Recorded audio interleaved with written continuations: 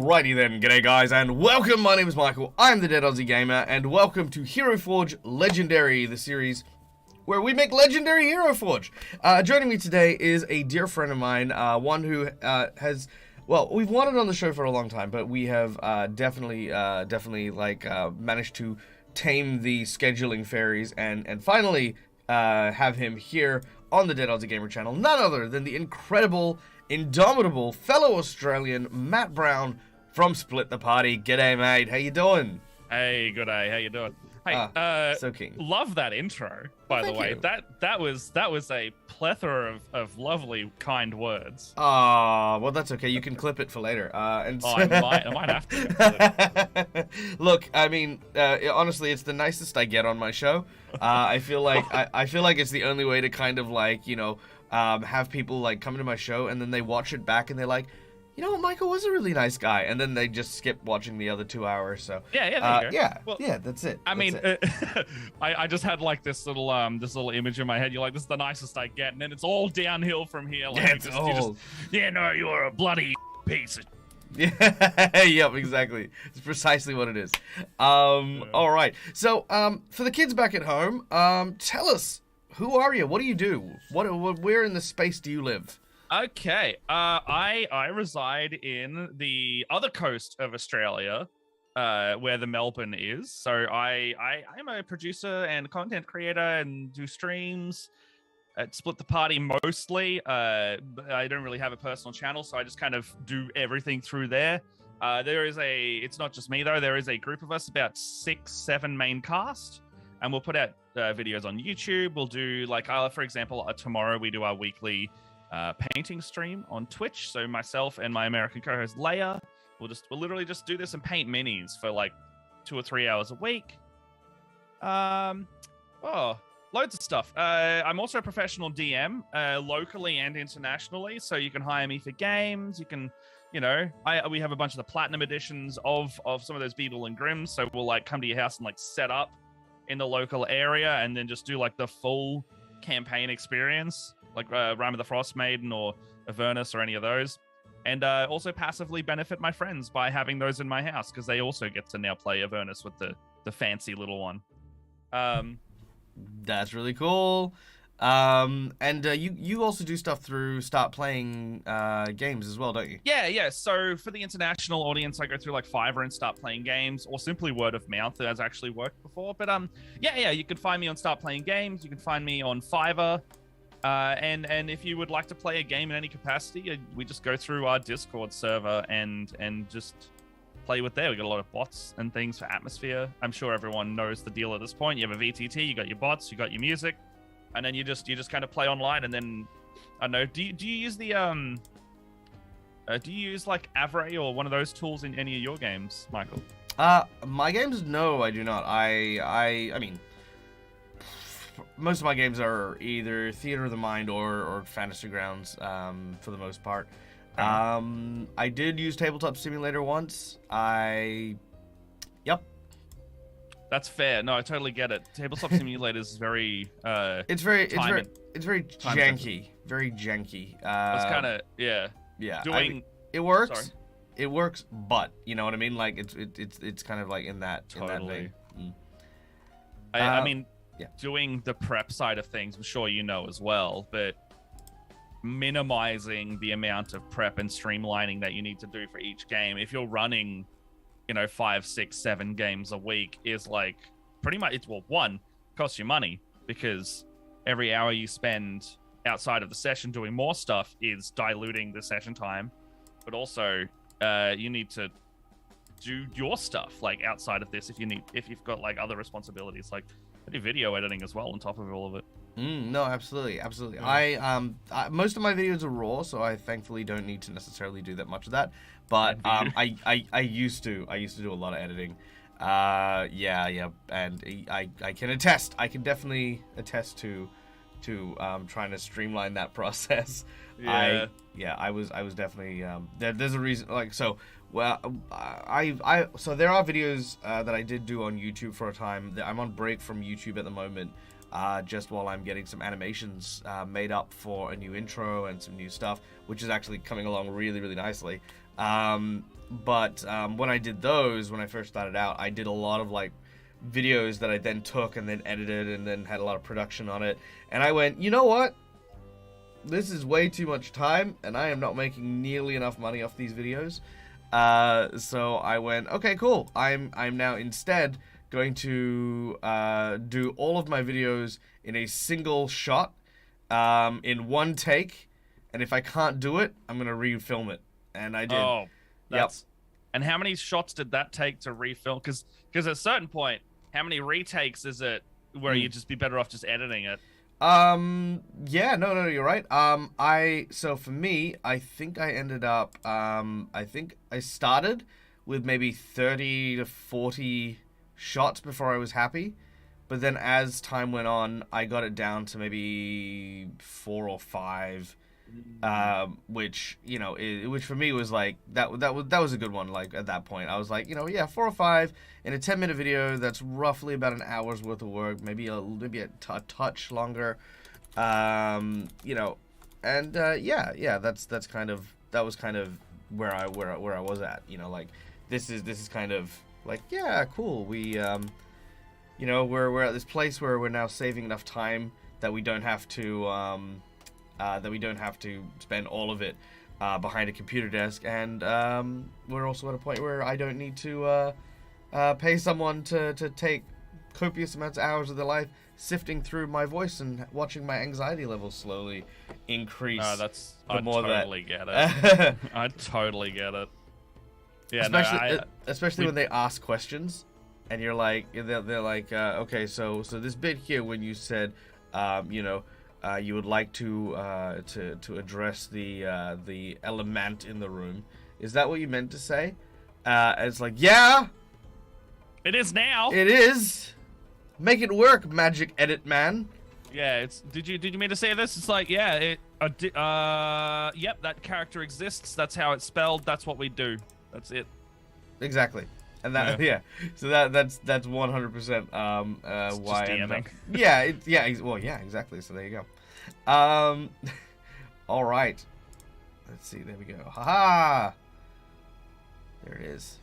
I have a new donation goal, which I don't know if, you know, I figured I'd throw this out there just. Oh no, yeah, that's fair. Super free. I don't know if you guys have realized this, but old Dag's computer has started betraying him, so I have now officially started a my version of a GoFundMe, I guess, where if you want to help Dag out and make sure that the streams are no longer fraught with danger, ta-da! New computer fund. That is now what Dag is working on. Hey, if you want on another stream. Oh yeah. I'm literally like looking at building my own little. I'm basically trying to make a portable stream box computer. So I actually genuinely enjoy looking through PC parts every now and then. So if you want to like see if we can make that number smaller. Oh, dude, amazing! Yeah, no, yeah. If we can, I'm gonna be setting my goal like around tax time, or at least just before tax time. Oh, that's pretty good. Yeah. So that would be amazing, and if we can, then I can use a little bit of the tax funds as well, and of course the kind generosity of my wonderful audience as well. Yeah, then hopefully not only will I get a really, really cool rig, but I'll also look at using any excess to get like a really cool graphics suite as well, and I'd be able to add things like special effects and animations and stuff to my regular stuff as well. So the only reason I haven't yet is because my computer is like maybe 8 going on 10 years old, somewhere between there and then. So, you know, it chugs. That is definitely, that's at the age. Yeah, and I'm definitely looking at like, hey, maybe that's what this is all about. Yes, that is the link to the to that. Also, I think I have an exclamation donate button. Do I? Exclamation donate? Yeah, there we go. Exclamation donate. Nice. There it is, right there. Boom. All right, let's talk Heroforge now. As you guys know, one of the major sponsors for our channel is Heroforge. Heroforge is this amazing website that you guys can go to. There we go. in order to build and create your own 3D model minis. Now, not only do these models look amazing and can be adapted for almost any and all situations, you can have these models 3D printed. In addition, you can have these, if you have a subscription, you can also make character art, character tokens for your virtual online games as well. So there's tons of versatility here. There's tons of cool stuff that you can make. What you can see on screen now is the brand new kit that came out this week, which is the electronic, what was it called? It's the electronic electronic something, my brain, there it is. Electric Defender. We have the what's it called? It is called the Apogi. Don't know if I'm saying that right, but I'm Australian, so. And the Perigee. Both of which are very, very cool. I'm very, very much digging the new masks. I like that cloak a lot. Yeah. The cloak looks really, really cool. I love the kind of battery in the back. Oh, this kind of reminds me of. It's Dead Space. Yes, Dead Space. That's it. I was gonna say it's the same thing, the same vibe. You can actually color that in when you're painting it to resemble their health bar if you need to, and then you could make them like damage. Or if you had like a couple versions of the mini, you could have one where it's like a full green bar, and then it's like they're going down depending on how much hit points they got left. Yeah, and then that's really cool. So you can like. Yeah. See. Yeah, that's great. And you go like red at the bottom. Yeah, there you go. And then you do a dead lights up. Do. That's pretty cool. All right. So yeah.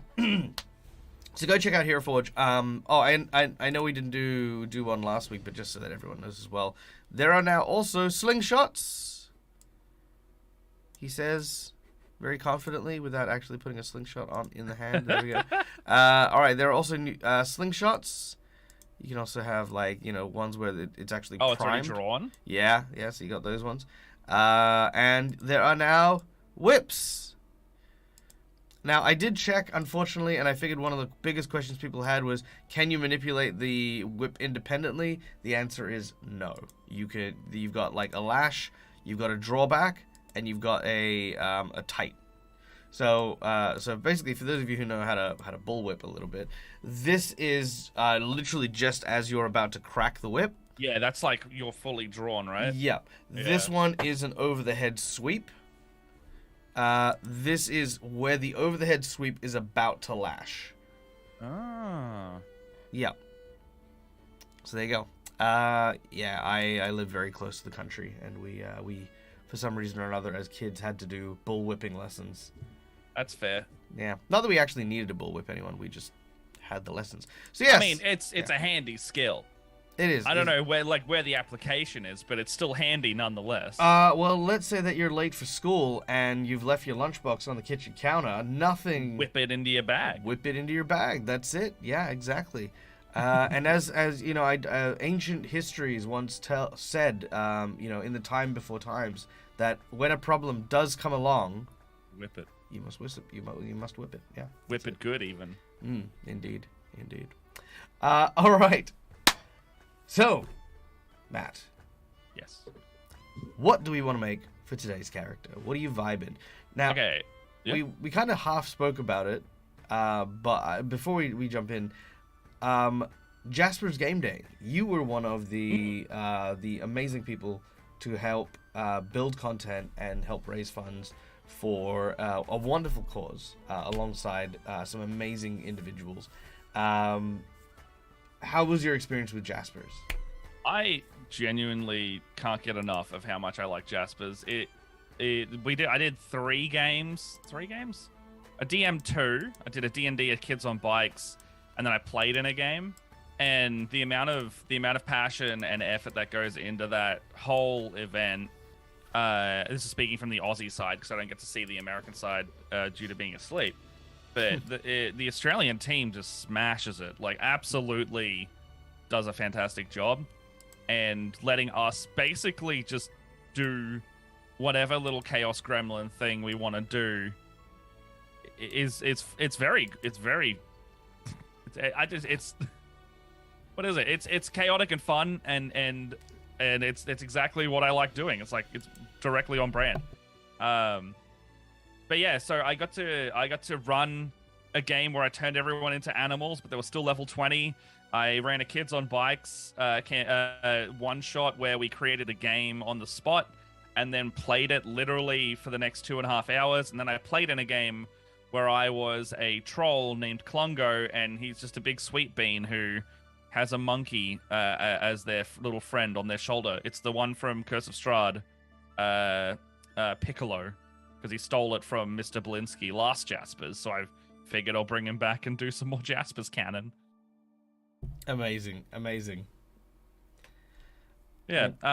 Character-wise, though, I got a couple options. Now, I'll do it based on like what you think is a good option here. I've got I would love to do Klungo, troll. He's a big belly guy, but the other option that I could have is I actually played this on a pre-Aussie Jasper stream. It was a little kobold named Douglas, and he was a Beastmaster Ranger. So I think Kobold could also be a good one. And then the last one I have is an Arakocra gunslinger named Scraw. And he basically is just a true blue kind of character. He has like the literally like the Akubra hat. And he looks like a big Galar with a giant Nerf gun. Except the Nerf gun is a bad news. Okay. So that's the kind of concepts that I usually go for. Okay.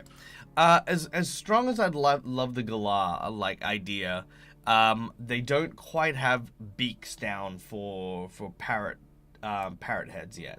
Mm-hmm. So I don't think we'd be able to do justice to a Galar. The troll we can definitely do. We can definitely make that happen. And of course we have this as the design for the kobold. If this I like that. Yeah. Okay. So yeah, both the kobold and the troll are definitely ideas we can flick around. Let's go the kobold because I can tangibly see that one. That's pretty cool. All right. He's got his little horns and everything. That's nice. All right. Well, we can play with a whole bunch of different details as we go. Like when I say that, like we've got this as just a baseline. I mean, like we're gonna get nuts with this. All right. So Okay. Tell us a little bit about this kobold. His name's Douglas. He's a ranger. Talks like Matt Berry, like this. He has a pet, a pet/animal companion named. Actually, it was Charlemagne. It was a giant spider he used to ride on. And then after that, Charlemagne did unfortunately perish, so he got an axe beak named Charlecrane. And then on top of that, the little he's got a little bag of tricks. He basically plays Pokemon Master with it. And that's pretty much his deal. He's a little Beastmaster Ranger. I don't get to play him much as a DM, but pulling out a Matt Berry voice and being a tiny little kobold riding a giant axe beak is always fun. In saying that, we do not have to make the axe beak. No, the axe beak might be a little bit as well. But that's also a very impressive Matthew Berry impersonation. I quite enjoy that. Thank you. It is one of those voices that you just hear something and then you can just go, okay. Oh yeah. That's the voice. Out. Yeah. Absolutely. All right. Well, while I'm laying out some groundwork here, why don't you tell us a little bit about the game that your Beastmaster came from? Okay, so first started playing Douglas when I think it was a housemate that had never DM'd before wanted to, either that or their partner, they wanted to try and give it a go for the first time. And I was like, all right, we're all like, it's the house. There's no like outside. So basically we just get to have a little bit of fun. So I was like, what's fun? I'm going to make Matt Berry, except he's a little safari kobold. And why not? He's a Beastmaster. And what's a fun thing to like have as an exotic mount? A spider, a giant spider, a giant wolf spider named Charlemagne. Funny. Let's try that. And then it just kind of grew from there. So I've only actually played him about, I want to say like 3 to 4 times total, like in terms of sessions. and I mean, I being someone who doesn't get to play a lot, you really cherish the few that you have.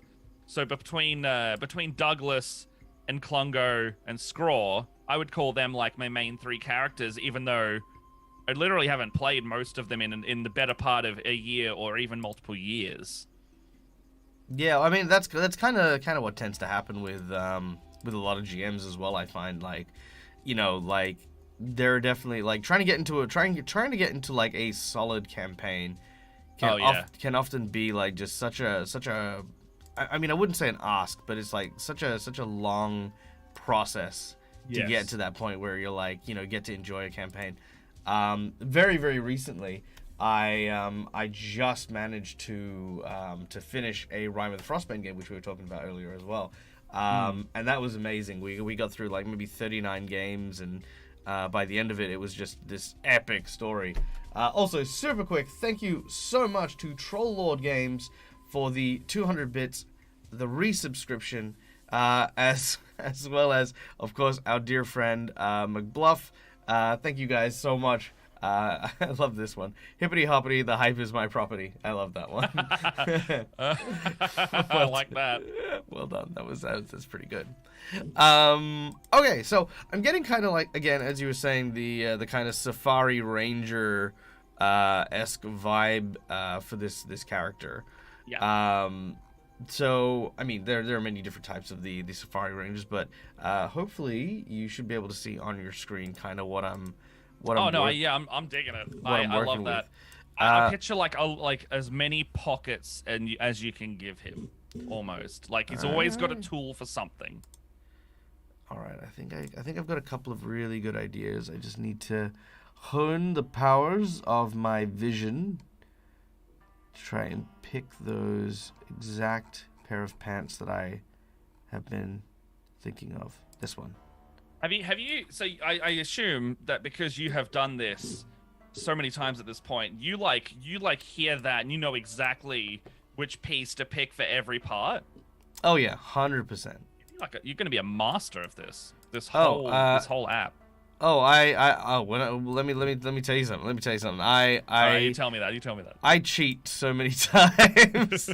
Like let me show you something real quick. One of the features that you actually acquire if you are a pro subscriber, which by the way, for those of you who are considering subscribing, $50 for a year subscription is nothing.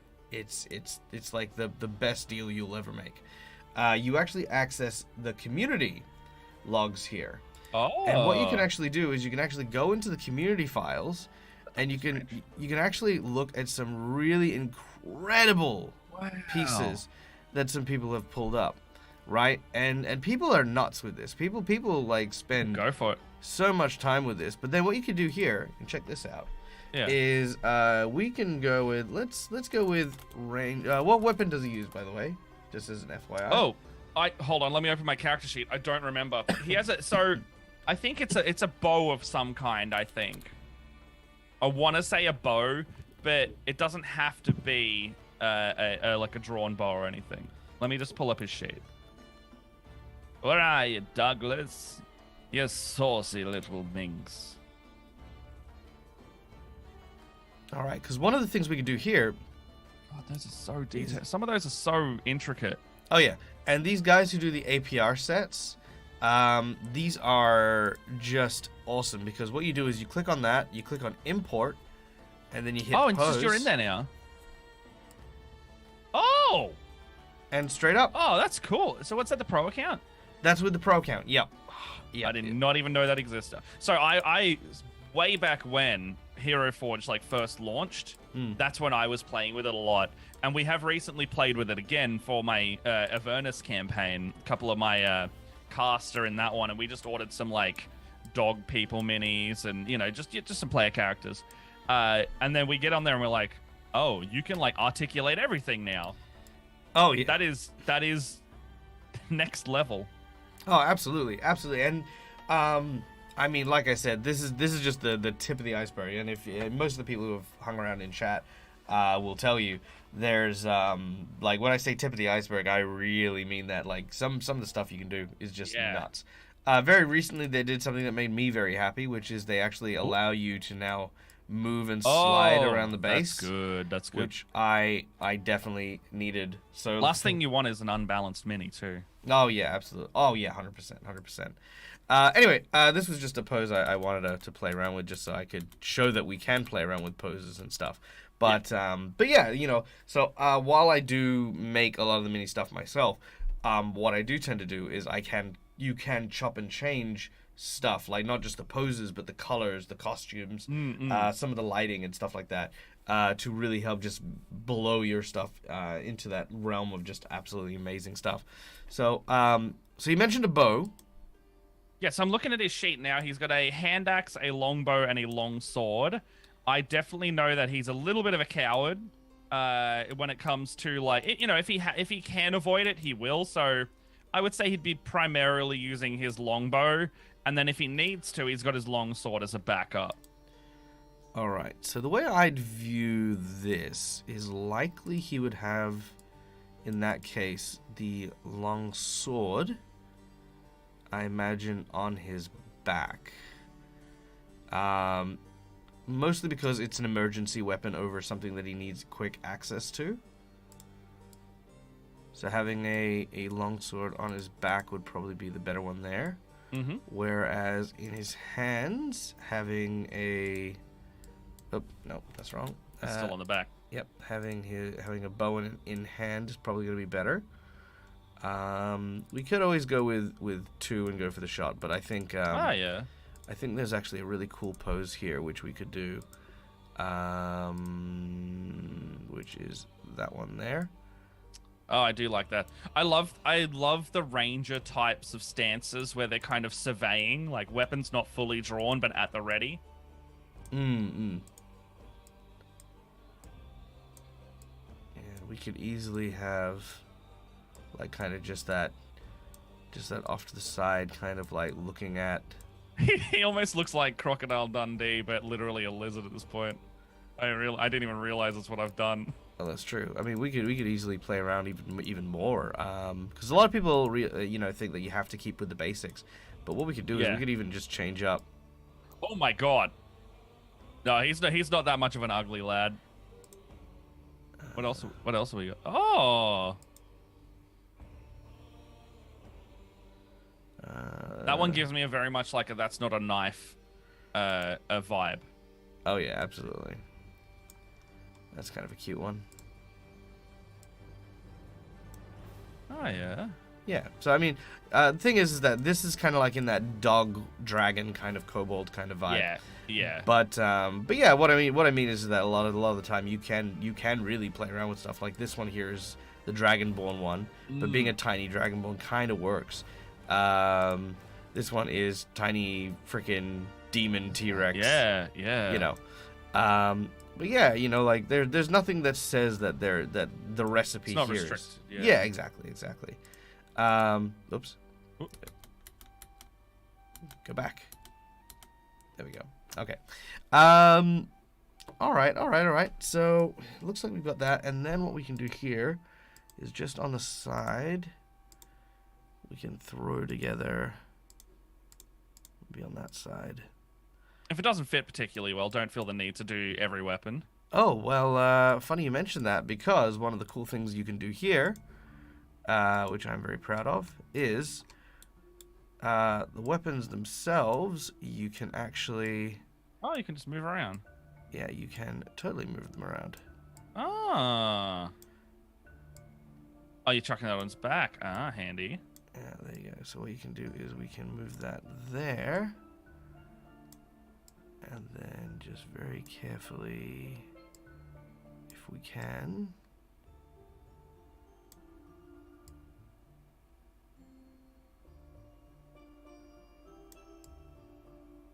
That'll be fine. And then down a bit. Oh, yeah, there you go. Yep, and then if you rotate, yeah, there you go. Now we're talking. And then twist that down. So now that obviously poking out from the hand, we can just move that down a bit, and that's still there, and we can easily It works. swing that down a little bit. Yeah. I mean, you wouldn't think that takes that you wouldn't think it has that level of detail that you want to do, but you really just can't you? Oh, absolutely. Another element you'd want to look at, right, is just FYI. There we go. And then, so this is what I like to call kissing the model.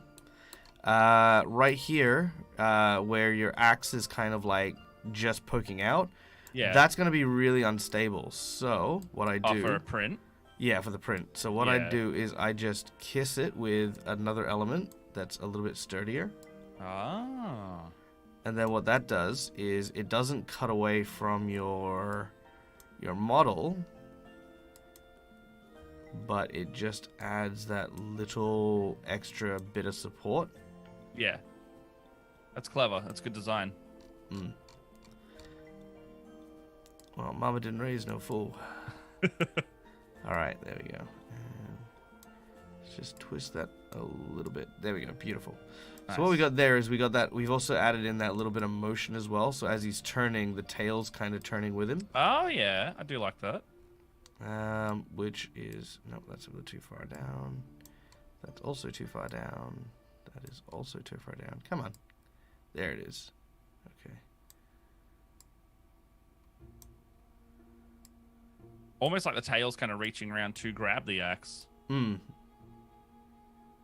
Yeah, exactly. There it is. Beautiful. Nice. Okay, nice. All right. So yeah, we got a really cool pose here. We've started moving some stuff there. All right. Now, next question for you. Now, you've been running stuff for Split the Party for how long now? Oh, for Split the Party, I think we're nearly at 5 years, I want to say. And in that time, right? Like, I mean, you've been in the industry like kind of longer than I have. What were some of what were some of those moments where you sat there and you were like, wow, this is big. This is something that that we've done that is like that, you know, might kind of made us or created our identity and made us like, you know, like put us here, put us where we are today. Put us where we are. I think the consistency, like I like to pride it on the consistency that we that we keep putting things out.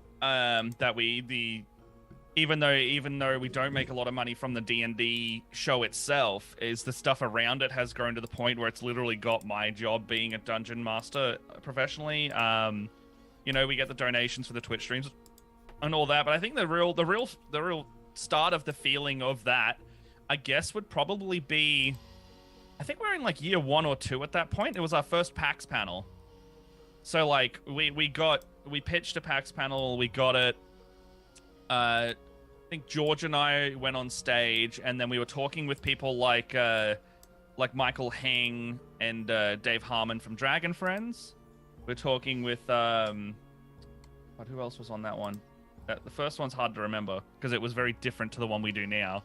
But we're talking with a bunch of Australian creators and comedians who I never would have thought we would be talking with, and it was about like playing D&D and TTRPGs as an entertainment format and how you effectively like create your character, but not in the actual character sense, like in your persona sense, and how that differs from the others. And it was really fun. That's cool, because I mean, in a lot of ways, we are as much selling or promoting our characters as we are ourselves in these scenarios. So yeah, it does make perfect sense. Like, you know, like you'd have to be able to go, hey, this is me in this role, but like I'm trying to be entertaining with not just the character and what he would do, quote unquote, in character, but what my character would do with me being, you know, like the type of performer I am. Yes. Yeah, I totally agree. Like your character will last so long, but you as a creator and as an entertainer will outlast the character, and you need people to connect with you as well. Like you are effectively in that sense a performer and an actor. So making sure that that one, the characters you bring to life are good, but like also like, are you a good guy?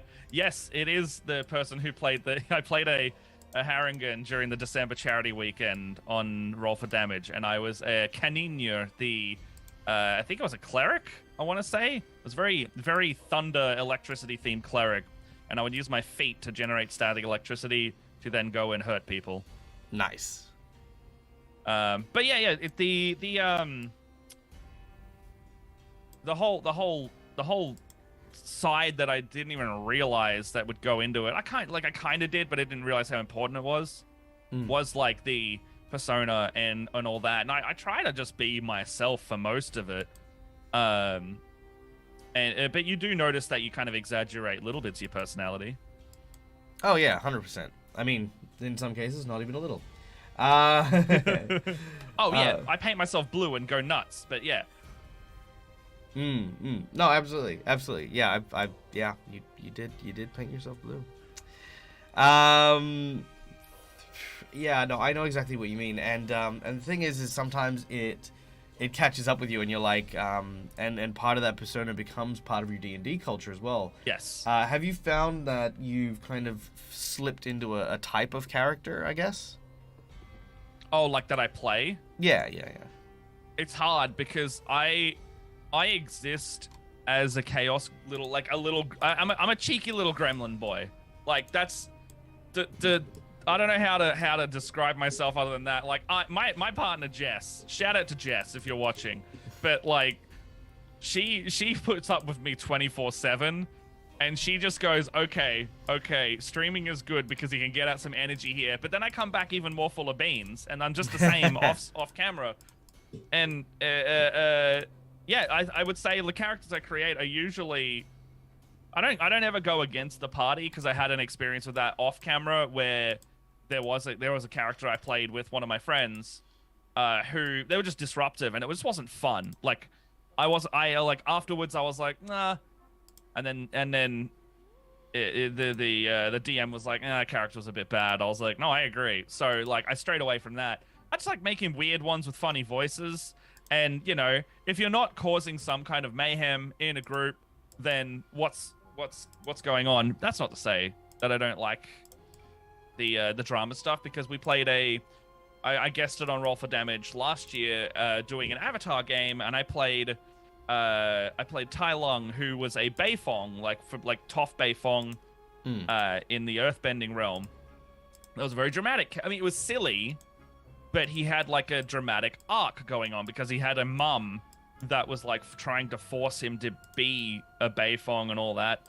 So I'd say I stray towards the weird, wonderful, and wacky characters, but I'm not opposed to doing something a bit more dramatic. Yeah, right. You'll probably always see humor in it because that's how I see the world. No, I definitely. I think that's just part of like that personality, as you were saying, coming through and who you are. For example, I've seen a ton of your content, and I think a lot of the shows that you run are hilarious. They're great because the sense of humor and that camaraderie between you and the teammates is so palpable and so clear. And it's in everything you do. You guys genuinely enjoy each other's company. You want to be spending time with each other. You know, there's definitely not a moment where I sit there and I'm like, wow, these guys really hate each other and they just don't want to be doing this show anymore. That being said, I've played games where I've been around the table and I've been like, wow, these people hate each other. They really do not want to be doing this show anymore. Yeah, no, I've been there as well, just not. I don't put that on camera if that's happening. I'm like, I can recognize it's going to be bad. I'm like, nah, not going up. Oh man, no, I know what you mean. For me, because I do a lot of shows with other people and other channels, sometimes I don't have that luxury. Sometimes it's sometimes I mean, okay, so I mean, I'm not gonna call anyone out here, but I'm gonna tell you. No, don't. It's all anecdotal. It's yeah. But I'm gonna say this. There are lots of situations like, do you remember the thing with Adam Cobell last year? Yes, or the year before? I unfortunately do. Yeah. I'm not going to go into it, but I'm going to say, if you guys know what I'm talking about, you know what I'm talking about. If you don't know what I'm talking about, feel free to go and explore it if you want to. Go have a little look up. Yeah, go have a look. It's interesting, and it's an important part of the culture, right? Yes. The interesting thing is, right, is that event, right, kind of really showed me something very important, and that is, if you are not having fun, if you're not enjoying something, whether it's because of the cast, whether it's because of the story, whether it's because, I don't know, you're just not vibing or you're not clicking, you gotta be able to turn around and say, hey, I don't want to do this. Yeah, And I you think, gotta get out. yeah, and I think that's something that a lot of people don't find the strength to do. Because sometimes, yeah, you do have these games which are great, and you have just so much fun with them.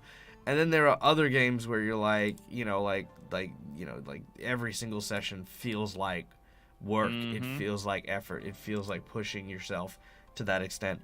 And I would definitely say, as someone who has experienced that myself, like, I'm very envious of groups that can do like long form campaigns, have strong bonds and strong relationships, and just enjoy the whole thing from start to finish. Like I said, recently finished Rime of the Frost Maiden.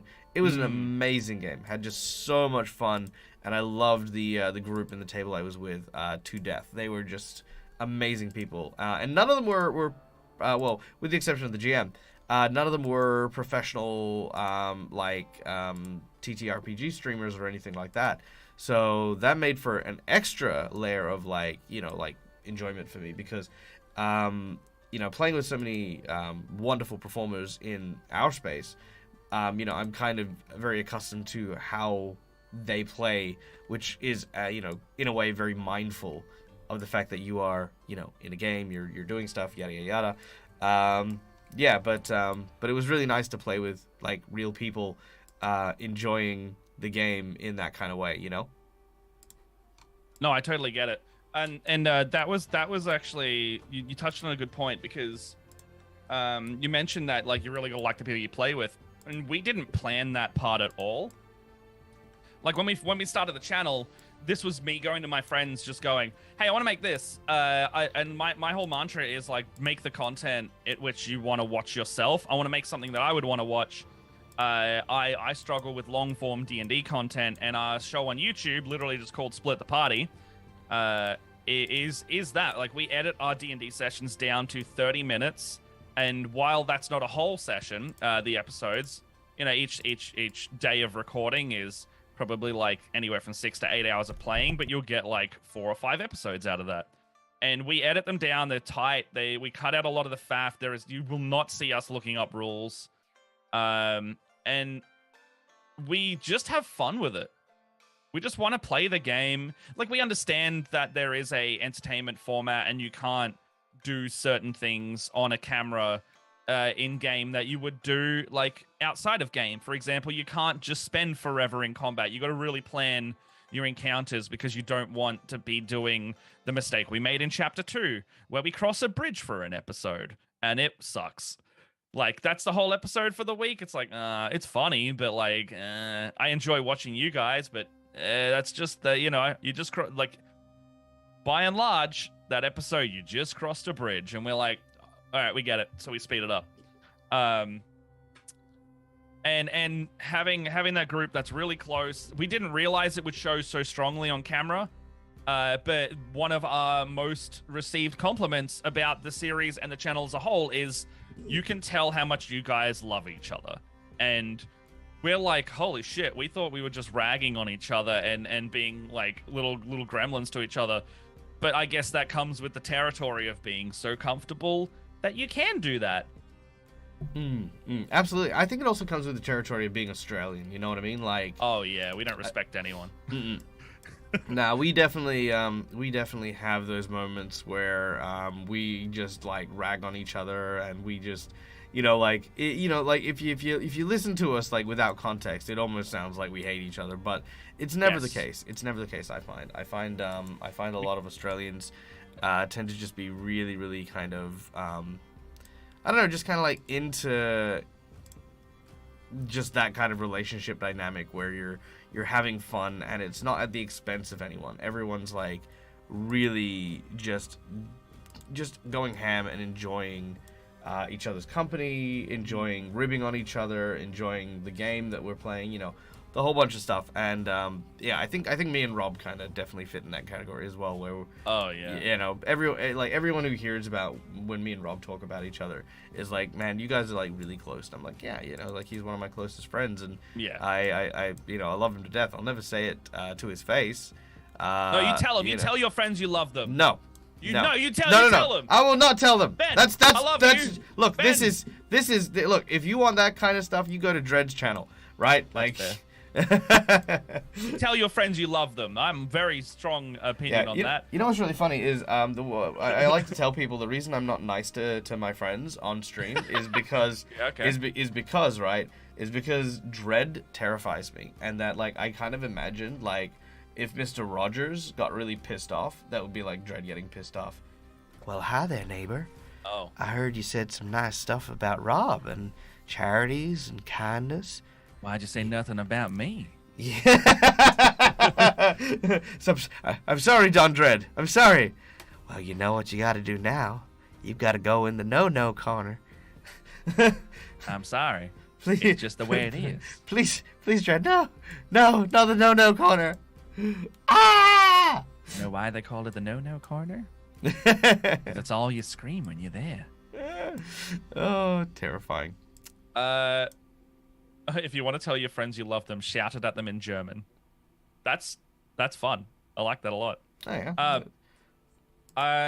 Yeah, you tell your friends you love them. Tell them. Look, I agree. I think you should tell your friends you love them. Just I can't tell. I'm not going to tell Rob. No, that's fair. Yeah. Look. You give me Rob's details. I'll tell Rob you love them. Look, there you go. We have enough shared fans. I'm fairly confident that they're all ratting me out, and if I'm not surprised, I wouldn't be surprised if someone, you know who you are, has already clipped it and then just like sent it to him and just been like, look what Dag's saying about you. Now you're just inviting it, so I call upon you, chat, the power of chat. Yeah, I'll do it in the Matt Berry voice. Go tell Rob that Dag loves him. Tell him from me. Matt Berry. All right. Okay, so as you can see, I've started making a little bit of progress. I've just mucked about with some colors and stuff like that. I do like that. Yeah. I have no idea what I'm looking at. Let's take some time to have a look at this Heroforge model. So let's start from the top, and then we'll comment, and then we'll change stuff as we need to. So. Let's see. I'm just gonna add that there. Okay. So I changed up the horns because while I liked the double horns, the short ones, I think with a hat on, they don't really stand out prominently. No, they're coming out the top. Definitely needs to be like pronounced like that. Yeah. And all the other horns I think are just too thick or don't really flow with the shape of the head very well. So I thought this was kind of a good one. And I think that it also helps flesh out the Akubra, the kind of like hat a little bit more. Now there is a different type of Akubra, but I thought that this hat might look a little bit better. So this is the other Akubra. But I like the first one. Yeah. That's the only reason I didn't use that one. It's thinner. Yeah. There is also the cowboy hat, but all of them kind of have that kind of same problem. What is that other one? Yeah. Like Especially, I think it's because it's a kobold. The scale could be meant for the human heads. Ha! The scale. I mean, you can't scale it up and down, can't you? No, I meant because it's a kobold. Yeah. No, that's good. That's good. Okay. As for the kobold colorations, now you can see over here. There's like a little thing here. That's actually his eyebrows, which we don't need. Interesting. So we can cut that out. Oh, you can just turn those off. Nice. Yeah, so we can turn those off. All right. Now, as for the scales of the kobold, what color kobold was he? I think I had him just as like your classic red. I think. All right. Now, one thing, and then you could do like that's like the lighter underbelly color even. Sorry. Oh yeah. Oh yeah. No. I've definitely got exactly what we need here. So, what I like to do, especially with Dragonborn or any kind of draconic race, is I like to use the bone colors where I can, because what it has is it has nice deep recesses. Yeah, with those, and really kind of helps pronounce those. And then what I like to do is I like to use human flesh tones and tortoise is one of my favorite ones. Oh. So if you're going for like the under, that kind of, as you were mentioning, like that kind of paler color for the underjaw, Yeah, yeah. that's probably one of my favorite ones. Or if you want to keep within the color spectrum, just look for those tones. Like that one there is autumn, Yeah. which I think also I like works that a quite lot. nicely. That works really nice. Yeah. And you can also fill out a few spots, like underneath the eyes or even behind the head, just to kind of flesh it out. Although I think maybe turning that a brighter red might be good.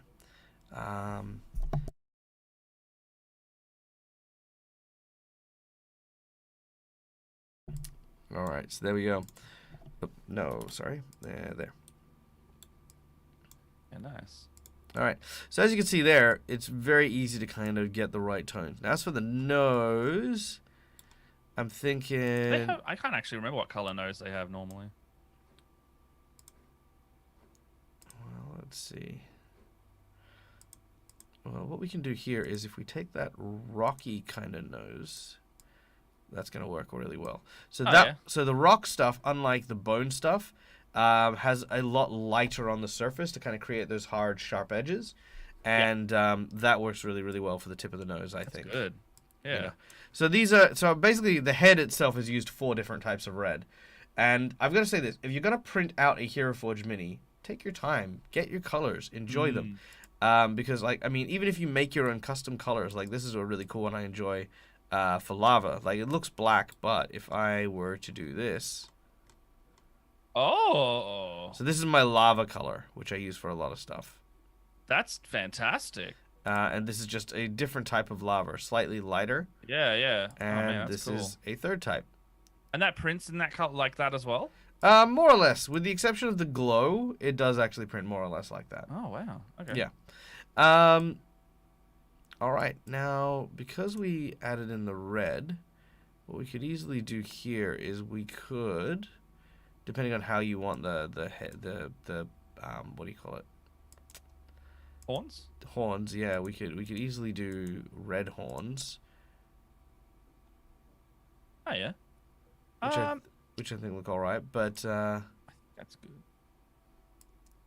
But what do you feel? Do you want a more? I'm not sure. I blank the second I'm trying to think about it. No, I think that's good. I think that's good. The red? Yeah, yeah. All right, there we go. All right. And we can like I said, we can always fiddle around with it. There's no problem with that. All right. So next up was the body. Now the body, I don't like where the neck is because it is stretching that, which I quite like. That classic video game thing where it like pulls the Well, the whole bit. Okay, so to avoid that, you want to use number 3, which is behind Matt at the moment. So this is 1. 1 is the lower part where the neck joins with the chest. 2 is a little bit further up, and 3 is kind of the furthest away. Just the head, yeah. Yeah, so that's kind of what you want to do. You want to make sure you're using the right thing there. So you can't move necessarily as far as you would, but you can move pretty far. Yeah.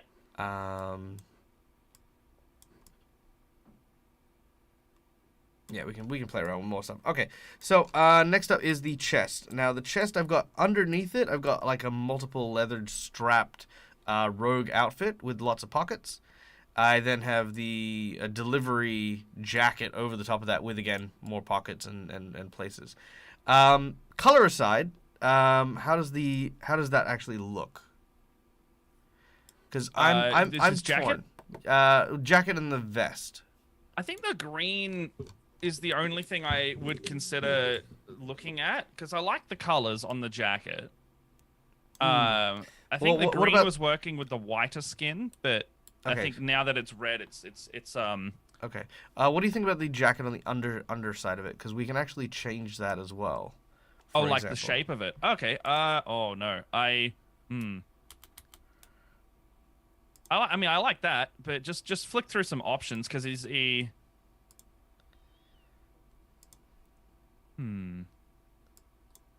I don't think he's a very dapper guy. I think he's more of like he's prepared. Oh, this is Like this think is like this is scouts. so this is one of my favorite ones, just for lols. Mhm. This Yeah, is go for a it. this is a an open front dress that actually makes it look like he's like super like Man, he's got sexy. the deep V. Yeah, which is That's always not bad though. right. I Like, don't mind that. like, hold on. Let me take off the jacket real quick and look what he's actually wearing. Yeah. So that's what he's wearing underneath it, which I think is just hilarious. Looks good though. It does look great. It is. I love the skin. Yeah. Huh. It is one of my surprising combos that I found. Yeah, that's crazy. I mean, I like that you can see, like, I love the segmented chest. Like, that looks really cool. Because I think it also matches the collar as well, like the way the collar flows. Yes. Yeah, it does too. It's more like, it's like more scales. Okay. I'm inclined to keep it like that, because I did like the first one you had.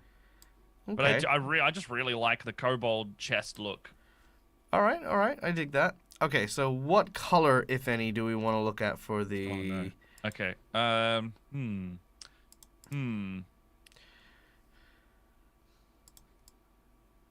like the warm palette.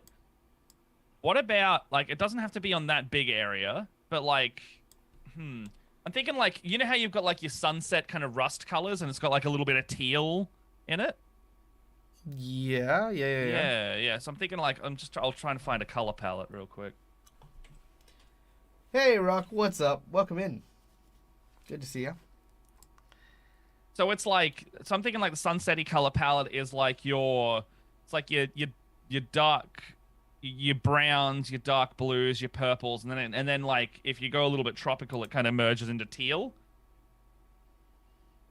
Because I know blue and red complement really well, but I don't know if blue will work on this one. Okay. Yeah. I mean, you could do blue in place, like really dark blue in place of blacks. And then you'll have like, it'll be like a, yeah, almost like that. Okay. I kind of see where that's going. Because like you can in terms of color theory, this is going into painting side now. In terms of color theory, you can like make stuff look like the darkest version. Like you get a really dark blue, it'll look black if it is the darkest thing on there. Oh, I don't mind that. Yeah. Like because I was gonna say if we did like a teal or like a brighter color, because the kobold is already the brightest color that we have. You don't want it to compete too hard with the color information that the kobold brings to it. But like the nice teal on the inside kind of separates the skin from the rest of the model nicely. No, I agree. I definitely think it does.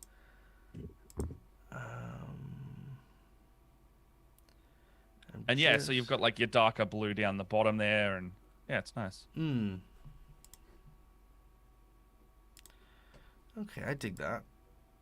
Okay, that's coming across really nicely. All right, and then let's look at the gloves here. Now, the gloves that I chose were basically marksman glove. So they're kind of like the sporting ones with like the fingerless tips on them. Yeah. So what we can do here is let's steal that color there. Oh, and you're gonna chuck it on Liz. And just chuck it on his... Oh, is that like a finger there? Yeah. Yeah. I would never have noticed that. So yeah, you can see there. You can see his fingers. Yeah, I didn't even see that. That's one of those painting things that I would just like not pick up on until I was finished, or I think I was finished. Oh yeah, I've done that so many times where I've just been like, have I forgotten anything? Yes. Yeah. Yes, I've forgotten a whole bunch of stuff, and I'm like, damn it, and then I have to go back and do it all again. Yeah. Right. All right. Oh, that's actually pretty cool. And then that's a nice way to break those up. Nope.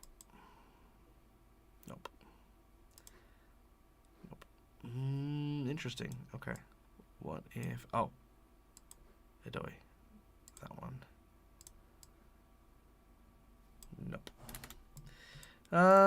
Interesting. I'm stuck on a color for the glove armor. Mm-hmm. Maybe that. Maybe just nice and simple.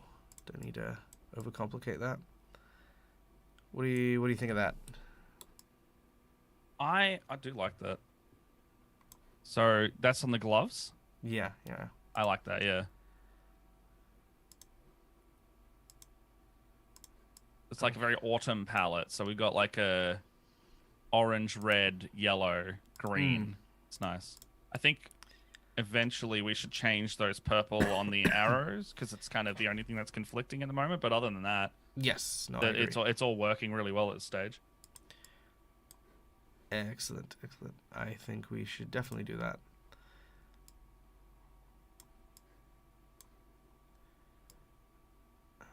You can even do those as the dark teal and see if that kind of matches with the undercloak.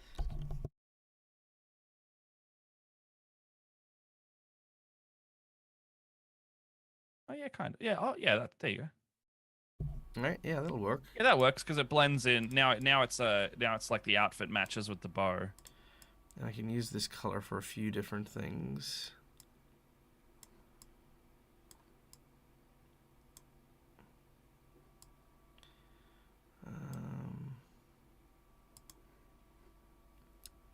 And then, okay, there we go. Yeah, nice. Very nice. Very nice. All right. Actually, that's probably a good idea as well. Get that.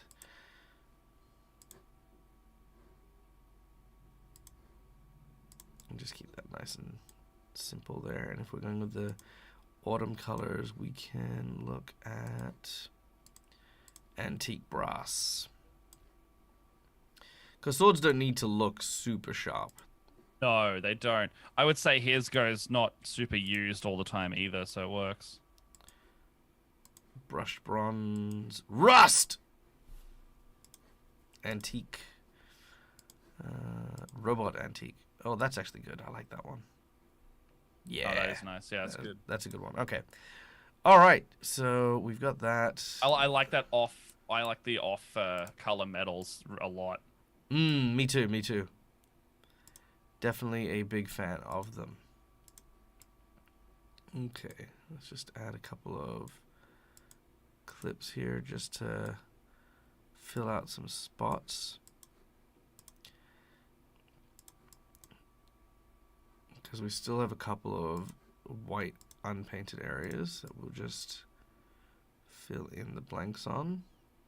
Okay, that's looking good. I think those ones are there for that. Alright, there we go. Alright, so what do you think of the color palette? Yeah, it's definitely working. I really like the I think us adding the green was the right way to go because everything it's all the greens and browns and oranges, and then it separates it nicely, and then we got the nice bone on the handles. I think that it flows really well together. Like that's a paint scheme that I would definitely go for on a mini. Like if I was doing if for tomorrow I was doing that. Nice. Yeah. There we go. Beautiful. It's good. I like that. All right. Now I'm going to shrink the head just a tiny bit because I can. I'm going to increase and decrease some of the details just because this is just going to make the area just feel a little bit more natural. So he's a bit of a wimp, you said, yeah? A little bit. A little bit, but he's also like he really freaking hates demons, so like he'll go after those with ferocity, but he's a little bit of a coward if he was to get overwhelmed, you know? Okay. Okay.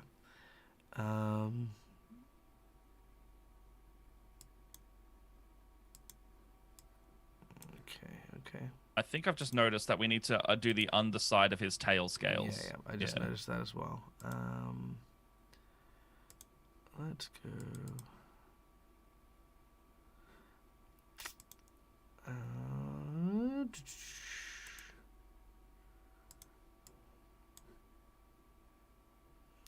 That's my fox fur red. Fox, which one was it? That one there. Nice. Yeah, because I was thinking about paler, but I thought maybe keeping that as the prominent. I know it should technically go into there as well. Oh, it's all right. It's also the underside. You're not going to notice it as hard. Yeah, see, that's kind of why I was. It's I don't like it. And also, I think the reason why we like it better is because the shadows aren't prevalent when you have a brighter color like that down there. You actually need it to be darker to give the illusion that it is in shadow. Yeah, absolutely. Okay, and then let's. Are all these colors available for every level of the membership, or is there like more on the pro? No. Pro allows you to create your own colors and save them. So for example, these are like stuff that I've gathered from different builds and stuff like that. One of my favorite ones is this one, which is burning hot metal. So if I were doing that, so that's actually that's cool. I like that. Yeah, so I like that one as well. What's another really cool one? Like my lava rocks, they're custom colors. I did one for honey. Honey. Yeah. So have a look at this. So if I were to turn you all into honey. Oh, weird. Yeah, it is weird. It's like a shimmery. Well, it's actually transparent. So that's actually transparent plastic. Oh. Okay, weird. Yeah. I think got like glass as well. Like, yeah, this is my frosted glass. So that'll come through as the. So when it prints that, mm-hmm. do they have to like change printer to do that, or is it one of these kind of printers that just change nozzle? I have no idea how they do it. Apparently, it is magic. There are wizards that live there, and they do stuff. But no, it is a single printed piece that's not assembled, and it includes. It's transparent and hard resins. That's crazy. Yeah, absolutely. And the transparent looks so nice. I've seen it. It really does. All right. Okay, so we're kind of in a space that we like for this.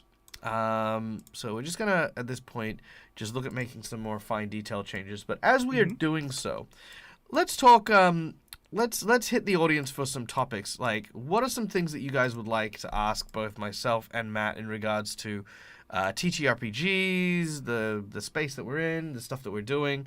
Feel free to throw out any questions you guys have, chat, and we will do our best to answer it. I know that a lot of people are super interested in, like, especially being Australian, like, what's it like being an Australian TTRPG streamer? I mean, I have my thoughts on it, but what are your thoughts on the TTRPG scene as an Aussie? As an Aussie? It's hard. It's quite hard, if I'm going to be honest about it, because we don't get the same... We get a different level of exposure compared to America, and it reflects in our content that I've literally had the comment, oh, these guys are Australian? Nah, I'm good. I don't like their accents. Like, literally, like, something can turn you off to potentially amazing content because you just don't want to give a chance to an accent. Well, to hell with whoever said that. Pretty much, right? It's a really tight-knit community in here. Like, there's a really nice group of people that I love to interact with, and like I don't really find people that I dislike almost ever, and it feels like there's a real disconnect between us and the overseas crowd.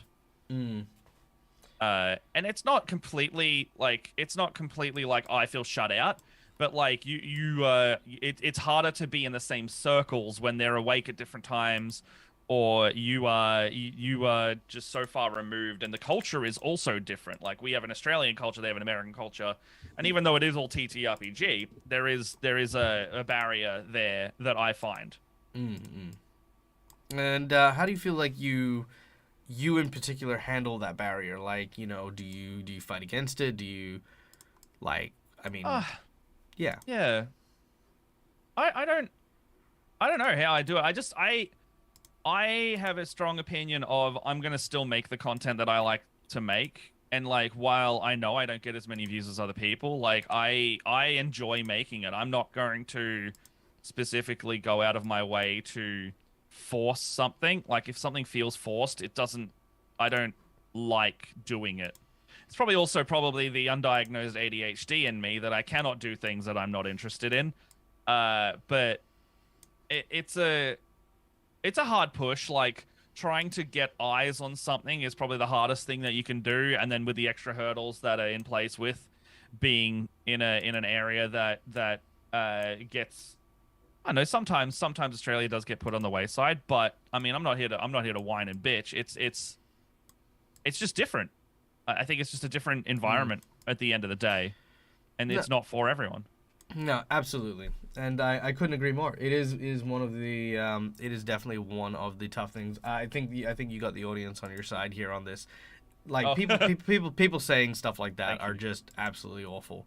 And it's true. It's true. I mean, the big thing is that D&D, especially, is an American product, right? Like it's one of Yes. these things, and Americans, in my experience, get very prideful when it comes to, like, this is an Their American thing. thing. It's an American stuff, you know. And if you're not American when you're doing this American thing, you know, you Fuck definitely, off. Yeah, yeah. yeah, No, you yeah, I have been met with that. yeah, and not a lot of them.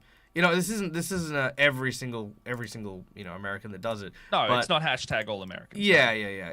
But it is definitely there's definitely that vibe of oh, okay. So I'm gonna share a story, but I'm not gonna call anyone out as always. Like we're here to have fun and stuff, but we're also here to share experiences.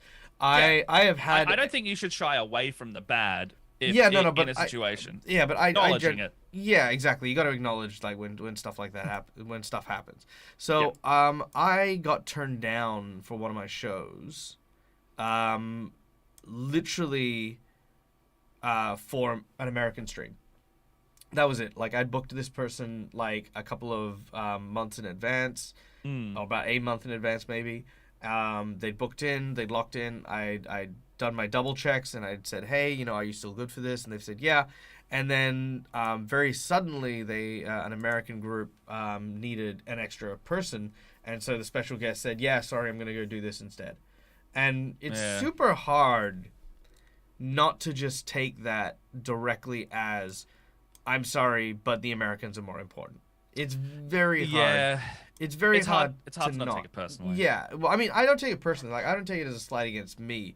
But literally, the only difference between this commitment that person had made there and the person and the new thing that they agreed to do very last minute was the fact that I was Australian, right?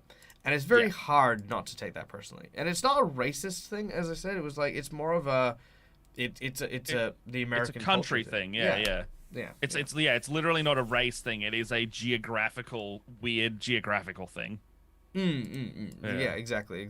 So, I don't hold it against that person. I mean, it does suck. It does feel bad, but you're not American. I'm canceling all my plans with you. Yeah, well, thank you, Petty. I appreciate that. Yeah, I mean, it's. Look, I'm just gonna say this. I know Dag does a lot of games as well. Australians DM just to another level. Yes. And that's not tooting my own horn. I know so many Australian DMs that I don't know, there's a different vibe, and it's more casual, and it enables me to have more fun. And I think that's why I prefer, if I was to choose a DM, I'd probably choose a DM from Australia. Fair. I think that, and I think it also vibes with the playstyle, because I like the lax, more casual stuff. I like having fun. I like having comedy, because at the end of the day, we are playing a game. We are playing a game that we enjoy. We are supposed to have fun in this game. And if you want to have a game that's like full of drama and all that, like literally a dramatic campaign, that is so cool. I'm all for it. But it's not always the game I want to play. Yeah, no, I know what you mean. I've probably played with more people than anyone I could think of right now, and I think people play very differently if they're in different crowds, and that's always going to be the case. And I think one of the interesting and solid pieces, as you were saying, is I think a lot of Aussies tend to know what they're getting into when they sit down at a table with other Aussies, and it's always a laugh. You know what I mean? Like, Yeah. It's because we're irreverent as nature. Like, our nature is irreverent, and I don't know if the Americans know this, but Australia has a strange culture, and it's an unspoken thing that just happens, and no one knows if it's an agreed upon thing or not. But if you see someone who's like on a pedestal, you got to knock them down. The first reaction we have is not to prop them up. We bring them down to our level, because I think that makes it more relatable for us. Like, we go like, oh, we understand that you are top shit, but don't, like, I think it's a don't treat us better or worse situation. So we'll bring you down, whether it's by, if we don't like you, we'll bring you down by ridicule, but we'll bring you down by, by comfort and love and jokes if we do like you. Exactly. Yeah. Like, and so like everyone's pretty much on the same playing field is what I'm trying to say. Like, there is no this person, this person, this person. It is like, nope, you're with us. You either drink with us or get out of here. You don't, doesn't have to be alcohol, but yeah. It's tall like poppy syndrome. That's it. Yeah, tall poppy syndrome. It's part of like the whole what do you call it? Like the colonial Australian attitude there, where when the colonies were prison colonies, it was a way to trick the British into not realizing who were friends with one another. Is we used to develop codes so that your closest friends you would just like rag on and rip on, and your like worst enemies you were actually quite polite to. Oh, are you allowed to say the some spicy words on this channel? You can say spicy words. I mean, like, yeah. I know Americans don't like the one I was about to say. Oh, yeah, the C word. Yeah. Yeah. Okay, I'm gonna. It's just the phrase. That's all. Look, I've shared this story before. Yeah. And I'm gonna share it again. So when I was in America for Gen Con 2019, I went there with Guy from How to Be a Great GM, Janet from World Anvil, a bunch of us like. That were doing a bunch of YouTube meetups and stuff like that. Yeah. So I remember this distinctly because it was the stupidest thing ever. I went to get coffee with Guy, and we were sitting in line, and we were kind of like just chatting and stuff like that. Mm-hmm. And I don't remember what Guy said, but I called him a silly C word. Which is very Australian, right? Yeah, it is. Right. Okay, it's like the most Australian thing ever. And now Guy is from South Africa, so he's fine. He's like the South Africans. It's probably gonna be fine. Like almost as much as New Zealanders, I'd say the South Africans get Aussies, pretty well. Yeah. Then what I didn't realize is standing right behind me was a mum and her daughter. Waiting to get coffee, and they were both very American, very offended. And they looked at me like I had just turned around and slapped her child in the face, and I didn't know what I was doing. I was literally like inches away from like a full blown Karen conversation, yes. And thankfully Guy came in with his freaking smooth as shit David Attenborough fucking voice as he comes in. He explains very carefully to this woman that I'm really sorry. This my friend is Australian. He hasn't quite learned like kind of, and then it became like I was like a monkey in a zoo. Like, oh, you're Australian. Oh, it's fine. Oh my God, I love Australia. Do you know Steve Irwin? Call me it again. Call me it again. I'll take it. It's fine. Yeah, it's fine. That's funny. Yeah, it's a whole thing. It becomes, it's a very fine line though. It is a very, very fine line because some people definitely do not take it well. No, and you gotta really choose your battles with that one because we're gonna say it. Like, if we know to not say it, we'll keep it in mind because we also have to be family friendly from time to time. Most because you don't say that around kids, but like. If you are colloquially around someone and you don't have the knowledge or the vibe that they will get offended, you're just going to drop it. You might just drop that. It's just going to happen. Yeah. There's parts around Boston where that word is super popular. Fair enough. Maybe they got some Australian population that moved in recently. Maybe I'd believe that. Although I can definitely imagine Bostonians, whatever I've also noticed Americans enunciate it differently. They really they lean into it. They lean into the hard C. Yeah, it's a hard C. Yeah, we kind of like we just drop it. We're just like, hey, a little. Yeah, I think we focus on the un. Yeah, it's the UN and they sometimes the T. Yeah, and they focus on the k, that strong k. Yeah, and right. like I'm from far north Queensland, so if I was to say fuck, I really like. If you want to insult someone, I can make that land. Like you will, you really pronounce that F like you're bursting air out of your mouth, and you can make that F bomb hit really hard with that one too. Oh yeah, no, you could absolutely make that hit. Yeah. Yeah, and it's like a base hit of an F. Oh yeah, and it feels like you're dropping something like heavy on someone, like just being like you know like oh man, like the thing is startle capacity. So the other thing that people don't realize is that like accents change in Australia depending on where you are, right? Like from Perth. I'm you know, to all my fellow Perthians, we know what we are, okay? We are yuppie central, right? We have all of our art schools, and we have all of our stuff. We're rather You're a mining town though at the heart. Well, yeah, we are a mining town, right? Yeah. So you've either got the strong FIFOs with the yeah-nahs, right? That's kind of like really ingrained here.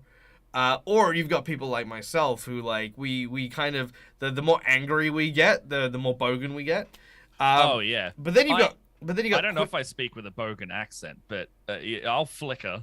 Oh yeah. It'll prop up, and then you've got like people from frickin' Queensland who are just, you know, let's replace the letter O with an oi. No, hold on. It's like. So you replace the letter I with like an oi noise. So you say loik. Loik. I like that. I like that. I like that. I like that.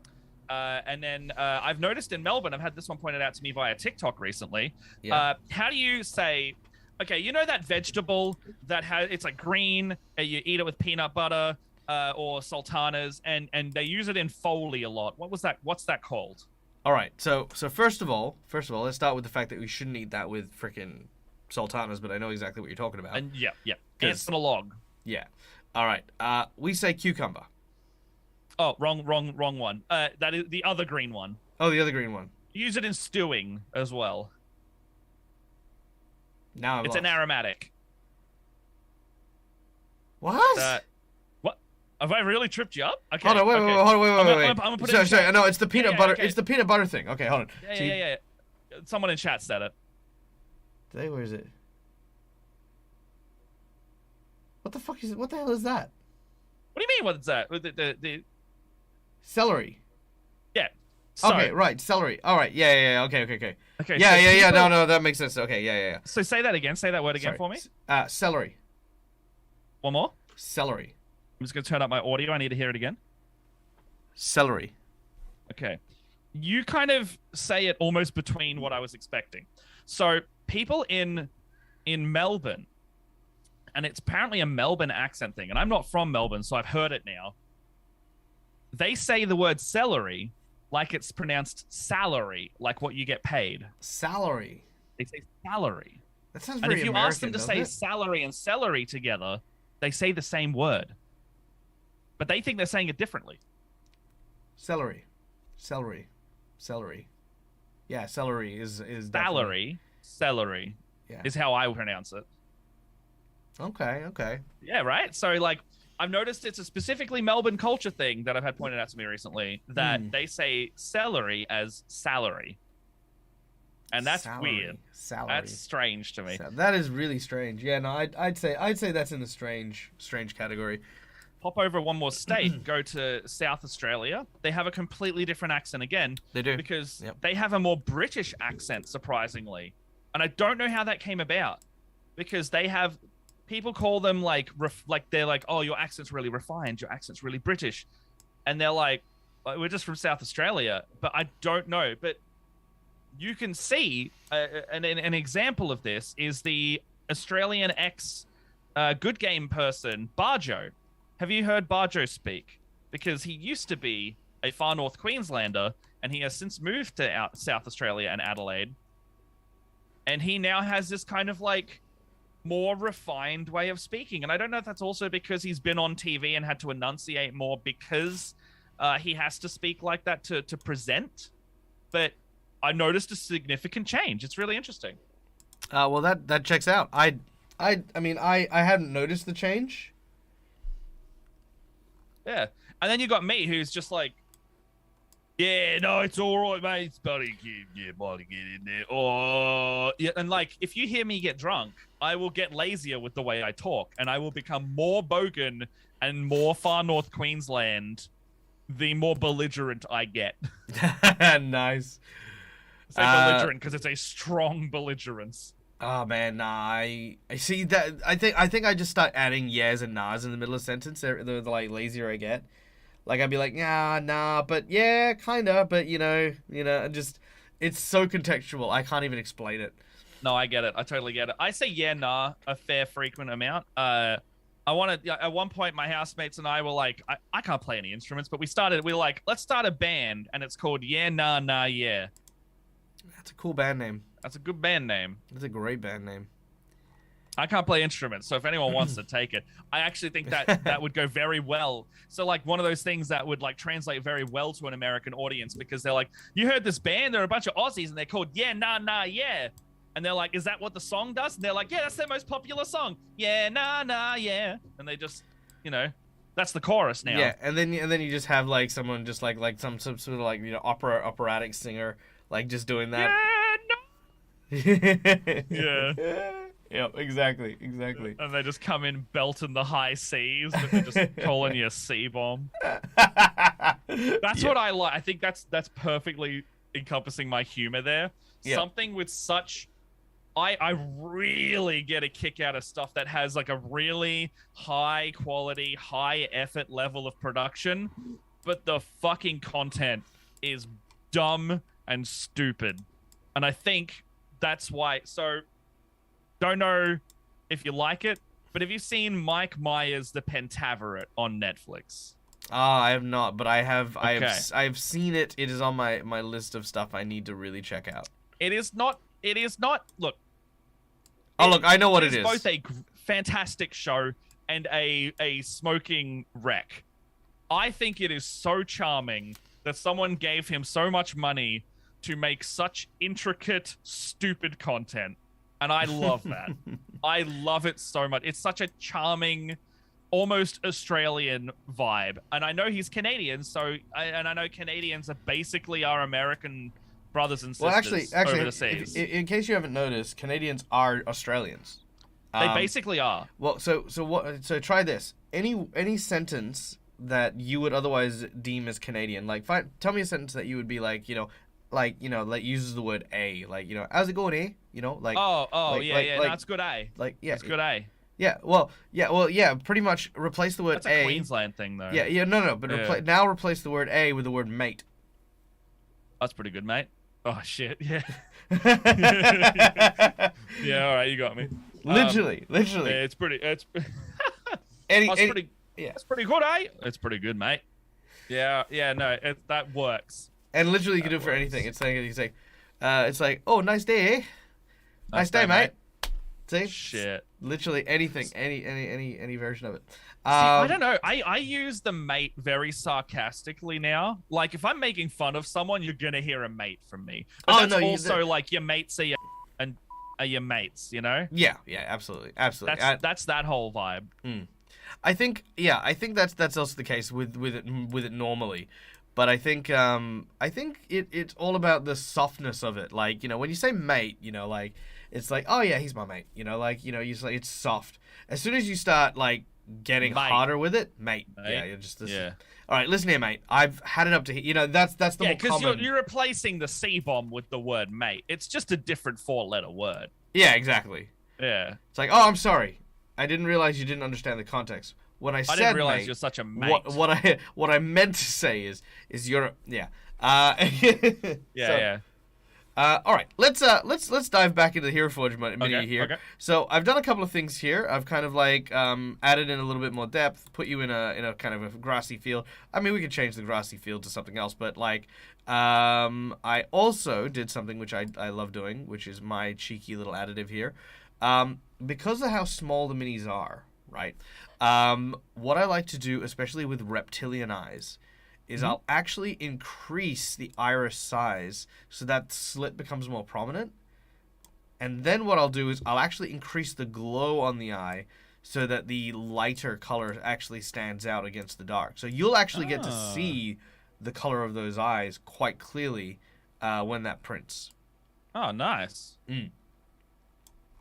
I also darkened up those red banners there that just kind of bugged me. I don't know where it was. And I also wrapped the tail around the axe. I like the tail wrap quite a lot. Like that actually gives the vibe that he's ready for something to throw down. Now I could, and I'm just gonna save this before I forget to, because the other thing you can do with the gear is you can actually put the axe in the tail itself. I have seen that before. Yeah. The only thing is I've always disliked that because I've always been like, if you're ever gonna lose that axe, you're gonna lose the tail as well. Yeah. So I like this because it's basically just made that really nice and snug and secure. Yeah, it's not gonna snap off either. Yeah, and you can kind of tell what it is. It's like because in order to have it not penetrate the arm, right, which is what we did earlier on. We slid the grip down further, but now with the tail there, it looks as though he's pulling it out. Oh, it does too. Yeah. And that's I like kind that of a lot. Yeah, and that's kind of the vibe that I was going with that. Okay, so, I like that. So there we go. Thoughts? Any kind of changes or last minute things you wanted to throw out here? I think that's great. Is there base wise? Yeah. Is there like a little bird we could put on there? Absolutely. Do you do you want an earthy or do you want a grassy kind of base? What are the options? All right, so we got like first of all we got different shapes. We got the square shape, we got the hexagonal Definitely shape. Round is my favorite. I like the round too. Yeah, I mean that helps with my games. Yeah. So this is the cobblestone. We've also got wood. We've got just the flat platform. Marble, kind of like a temple kind of thing. Okay. Bamboo. We've got it's like grated metal. Yep. We've got the wavy thing, which is usually for me like dirt or water or stuff like that. Yeah, that's like desert-ish. Yep. I mean, I could even try giving you like one of these. Damn. Yeah, this is like a game board clip.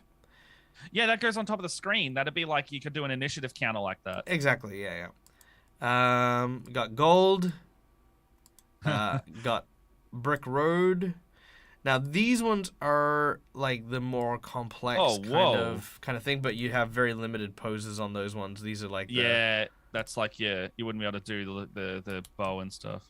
Yeah, they're very cool though. They're very cool. It's all right. Oh, and if you wanted to, if you wanted to have your own base, you actually they do that now. They do that. That's very cool. Yeah. So you can actually do. Oh, don't give me options. No, let's do like I like the cobblestone, but let's make the cobblestone look like I actually like the green in the cobblestone, like the grassy moss has kind of overtaken it. Okay, I dig that. Actually, so you could do it could be like a textured dirt cobblestone almost. So actually, what I can do there is I can do like that. So that's a very mossy cobblestone. And then we can add in just a couple of small bits there. And then a couple of little pieces here and there. Actually, I actually quite liked if we could go back to that green for the major part of it. I actually quite liked that look to it. Like if it was like because it looks like it's. I think I like the visual variance. Like you've got a bit of cobblestone, you've got a bit of green, you've got a bit of browns. Yeah, all right. I like that. Because nature is chaotic and strange like that, right? It is absolutely. Yeah. Okay. So like a uniform, if you're on actual ground, a uniform ground does not look. It's not all one texture or color. Do you want one bird or multiple? I'm pretty much just a little tribute to Charlotte Crane, really. Okay, well, let's see. Do I have a bird? Got a bunch of birds. Do a rubber duck. Probably not the rubber duck. The other two birds were fine. If you can't do only one. Just having a look. Yeah, they got a lot of options in there. Oh, they do. And you can actually have a second model on the base as well now. I saw that in one of them. They were like possessing someone. I thought that was very cool. Okay, yeah, we'll go with a couple of birds. That's cool. That's we'll go cool. with a couple of Very, birds. very natural. All right, so let's see, where do we want to put these birds? Okay, so I think one bird definitely needs to be up the back over here. Yeah.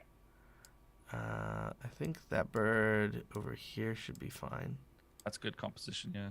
And I think that last bird. Oh, there's three. Yeah. You don't see the third. Well, that's because that one is silver. Actually, you know what? Let's have these birds having a conversation. Yeah, that's cute. There we go. I like that.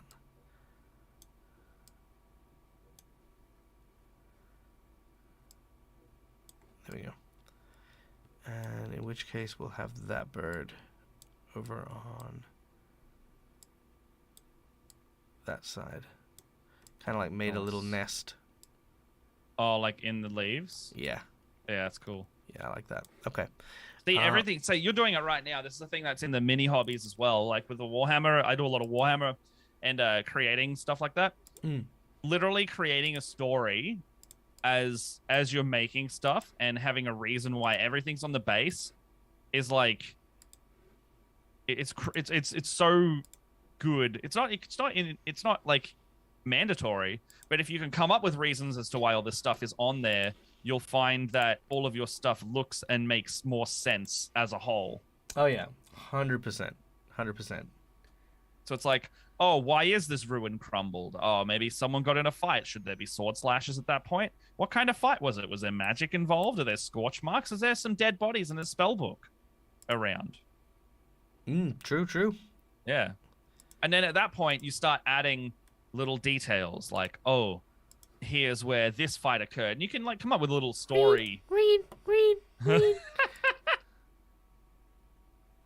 Come up with little stories to pretty much just supplement all of what you're doing.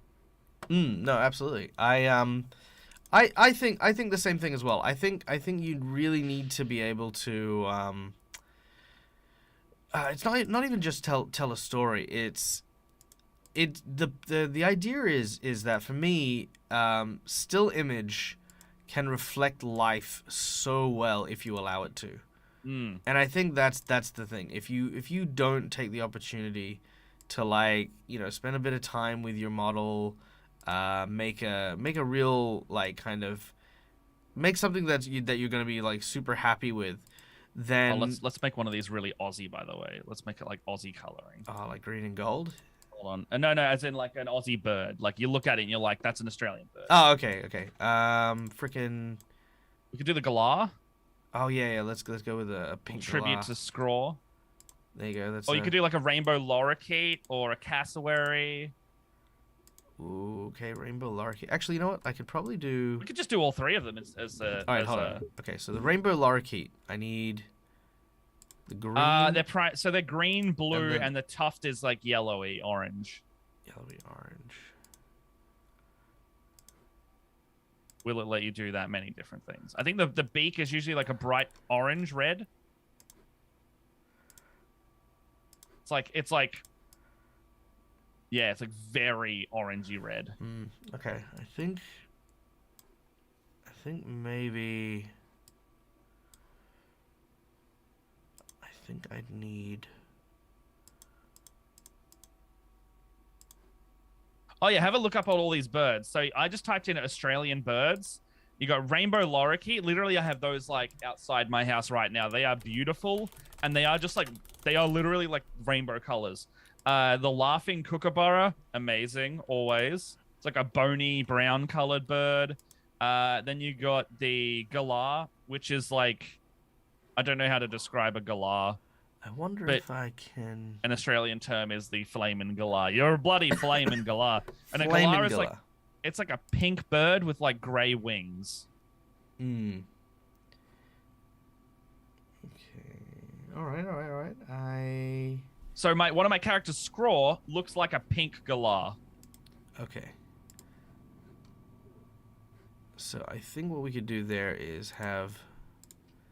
That would be. And then maybe a little bit of the red here for that pink galah. Yeah, that works. Yeah, so those are kind of the colorations of pink galah. Rainbow lorikeet might be a bit of a stretch. I think it's good. I think it's got too many different variants on itself. Yeah, I mean green with a bit of red on its belly, like a red or like an orangey red. Definitely Could work. Yes, but we could also go with a magpie. Oh yes, magpie would work. Yeah, that works. Great. Yeah, I love that. It just looks like a demon bird. So I really like that pink galah at the back actually. You like that one? Okay, what we can do is how about we keep that one as the pink galah then? Let's make the front one a kookaburra then. Like bone colored with like brown as like the secondary color. All right. So it's like a cream beige, almost like the same color as that as your bow would. Oops. Come back here, you. Yeah, that's pretty bang on. So I'm looking at a reference image. That's pretty bang on already. Yeah, that's nice. And then go like a brown, like same color brown for the beak.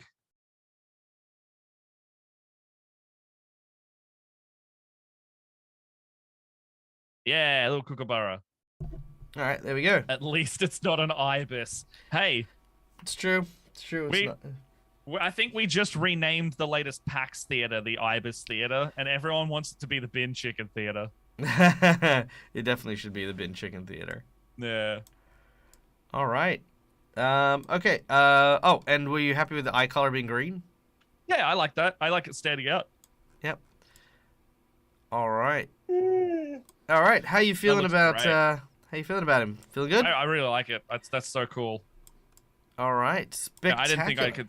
I've never spent 2 hours making a Heroforge before. Now that I know that you can do all this, I might have to do that. Oh, yeah. Well, the last little piece that I like to do is I like to add a little bit of depth with lighting. Okay. So what I do is normally... Oh, as in you're putting like an... Oh, so you're doing source lighting. Indeed, indeed. Okay. I haven't seen this before. All right, yeah. Source lighting actually does look kind of good, but you got to be very careful with it. It can definitely overwash much of what you've got there. But what I'm going to do is I'm just going to add a orange light, just a little bit high and a little bit out onto one side, because I want to really emphasize those kind of darker tones here, but I want to really get those kind of orange and light tones there.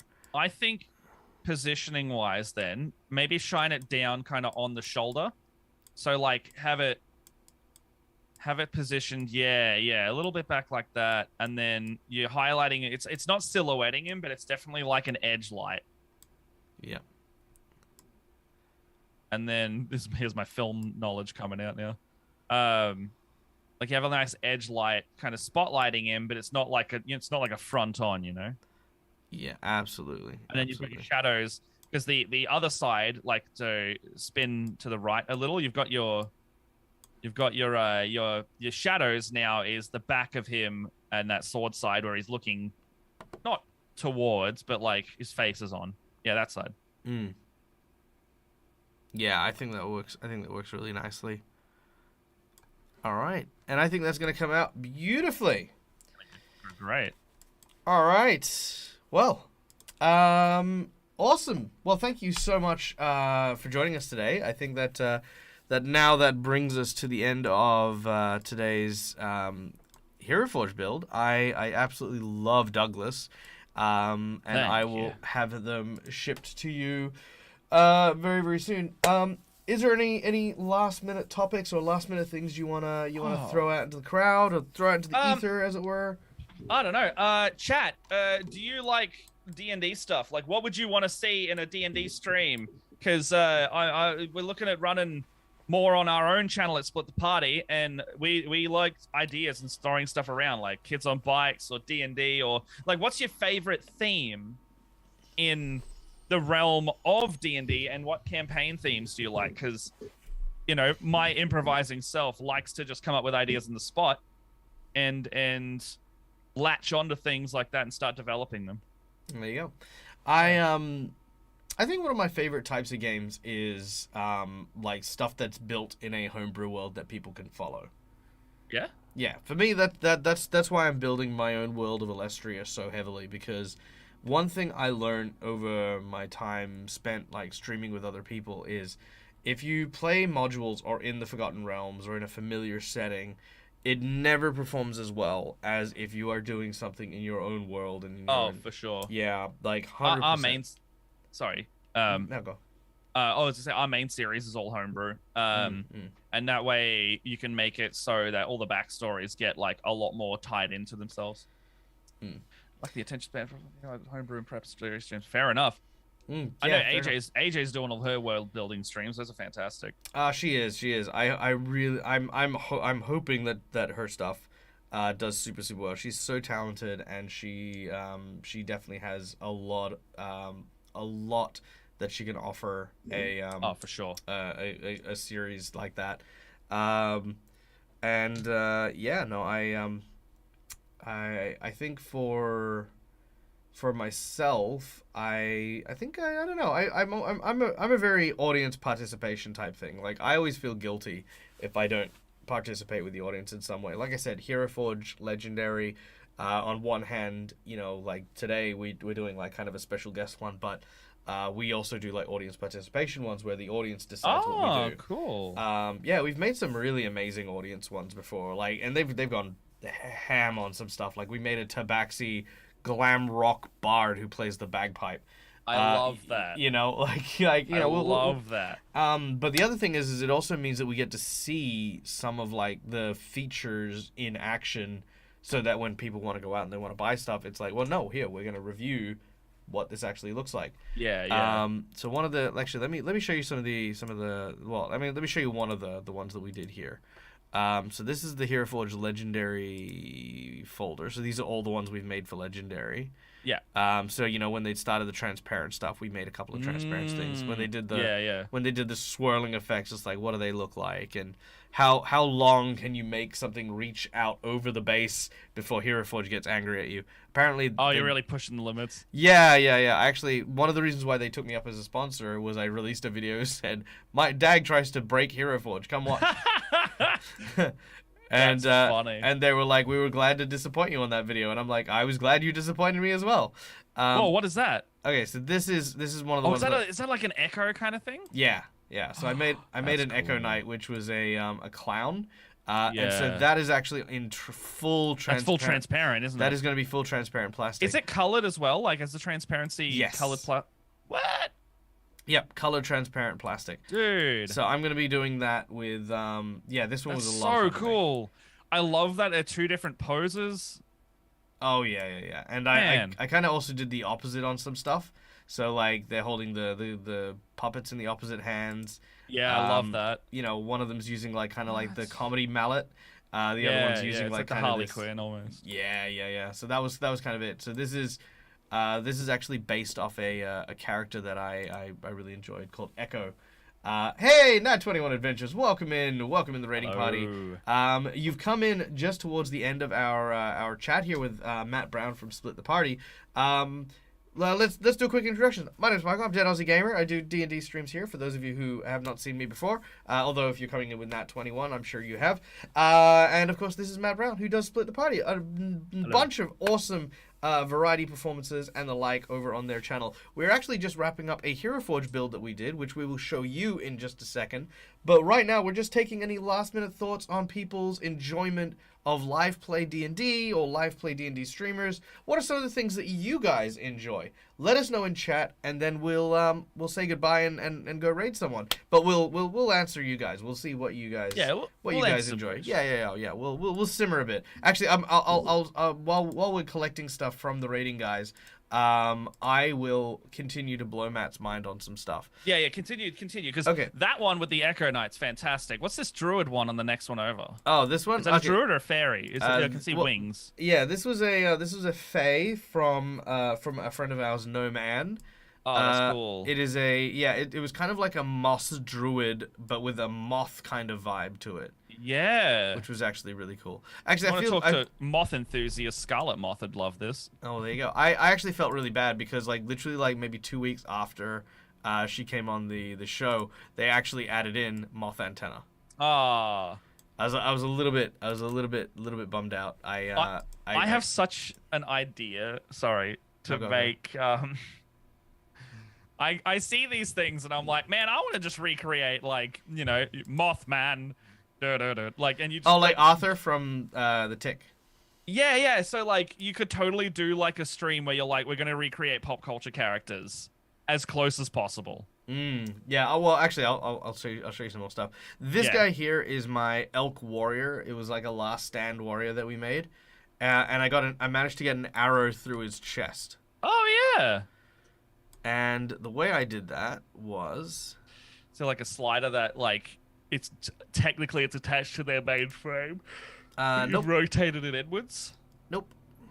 The two different arrows.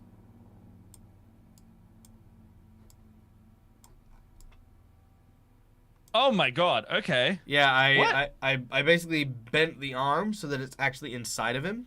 So, and does he have 4 arms or something technically? 3 arms, but yeah. Ah, you sneaky sausage. And I actually did it where the wound was and actually put some blood splatters there, so... That's intricate. Oh, yeah. Well, no. Hold yeah, show me what you think is intricate then. Oh, well, what I think intricate is? Oh, yeah, well, all right. I mean... Yeah, you bloody go for it, mate. I mean, what I think intricate is well, let's see... he knows exactly what he's picking. Oh, yeah. Like, intricate could be something along the lines of maybe, I don't know, let's have a look at maybe that one. So this is what I played for our marathon game. What am I looking at here? Oh, what the hell? That's sitting. Yeah, this is Selak Frayne, the thrice damned lich, that I played for the Jasper's Game Day Marathon that me, Rob, and Dredd ran. Now this was an intricate one. He's sitting on a barrel, but then I've also used the shields and the banners to actually create a chair. Actually, you can see that the spikes here on the actual chair itself are actually shoulder pads. I rolled all the way backwards. Yeah, this was pretty intricate. Huh. But wait, there's more. You would not think that is so intricate, because I looked at that going like, that's just a chair piece. That's not intricate. Oh, wait. All right, now what? this is Bismarck. My so basically, I have a character called Atlas that I did for D20 Deathmatch. Yeah. And my character had like massive AC, and that was the big kicker of him. But he also had Tenzer's transformation, and I built a whole character around Tenzer's transformation. Yeah. So he was a paladin wizard, and so I created a mode for him called Bismarck, which that's so cool. Let me see if I can do this. It's like a mech. Oh, wait for it. It's actually 2 characters. Hold on. Do that again. Oh, damn. Okay. So where's the first one? The first one is the rest of it. So if I were to... Hold on, let me... Oh, geez, I don't even know how to get it back out. Okay, here we go. So if I do that... Oh, he just doesn't have a head. No, he absolutely... Oh, no, he doesn't have a head, but there we go. Oh. So if you looked at his head, that's... Yeah. Roughly where it would be. So yeah, I took off the head. Did you just scale everything really, really large when you did that then? One of them is scaled super large. Wow. But yeah, this is a new model base. So it's remember what I said about the poses and stuff. This is the APR Behemoth. So you start with something like that, and then very just large. as you build and play stuff, you can end up with something like massive. Something like this, for example. Minotaur? No. No. Dragonborn Samurai. That's cool. Yeah. Oh, I can see the head now. Yeah. Yeah. So you can do. That's sick. Yeah, you can do some just some outrageous things, and some stuff that actually just looks really simple, can be very complex as well. Like if you have a look at this dude here, given that you like kobolds, I figured this is I do like another kobolds. good one. I like that samurai. That's very If you call cool. in the next 10 minutes, yeah, thanks, Rock. So this is the lichen, right? That I made, right? Now I want you to remember what this looks like, right? Yeah. Okay. Now this is what the lichen or the canine folk, as it were, looks like for them. Here we go. This is the anthrocanine. Yeah, yeah. All right. Now, do you notice the difference between this one and mine? Yeah, yours has a really long beard, doesn't it? And take a look at the nose and the muzzle and stuff like that.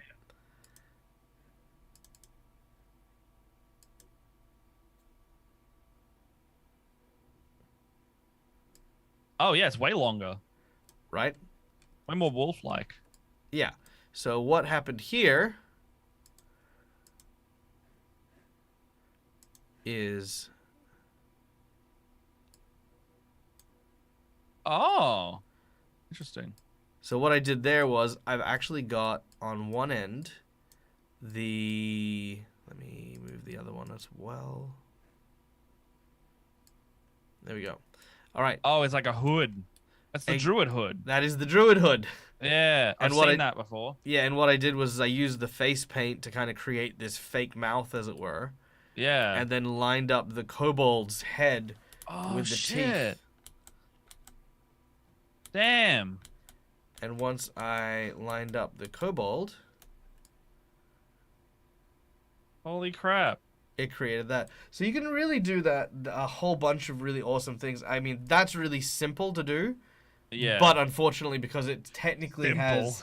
Well, the thing... Well, I mean, I say relatively simple. But the thing is because that's technically two models, even though you're getting one model, if you were to print this, you would still be printing it out as if it were two models. So you'd still be paying quite a bit for this one, for that kind of quality. So some of these are really, really cool, and you kind of look at it like for example, like the big samurai and stuff like that, or even something like this. Looking at like the two model characters, those ones are, yeah, this is my goblin and this is my Drake Warden goblin. I was about to say we just printed a Drake Warden for my partner, but we couldn't. We don't know how to do the Drake side of the Drake Warden. Oh, hold on. Monsters Drake. Huh. Share.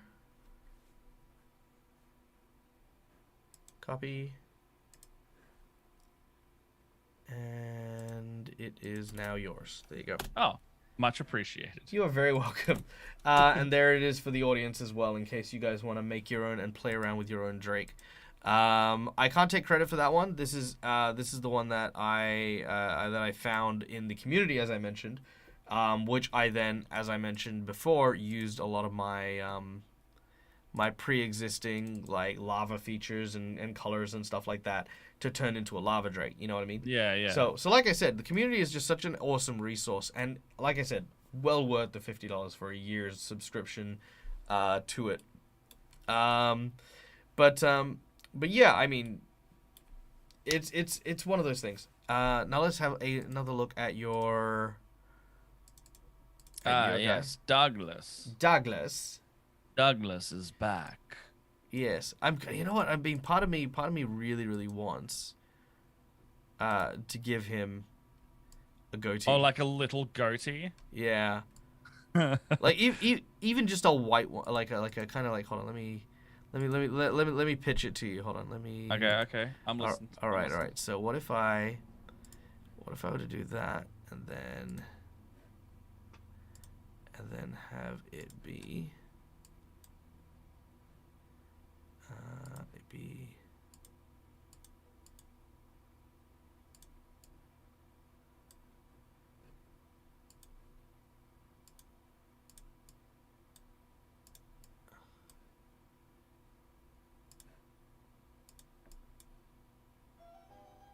Then.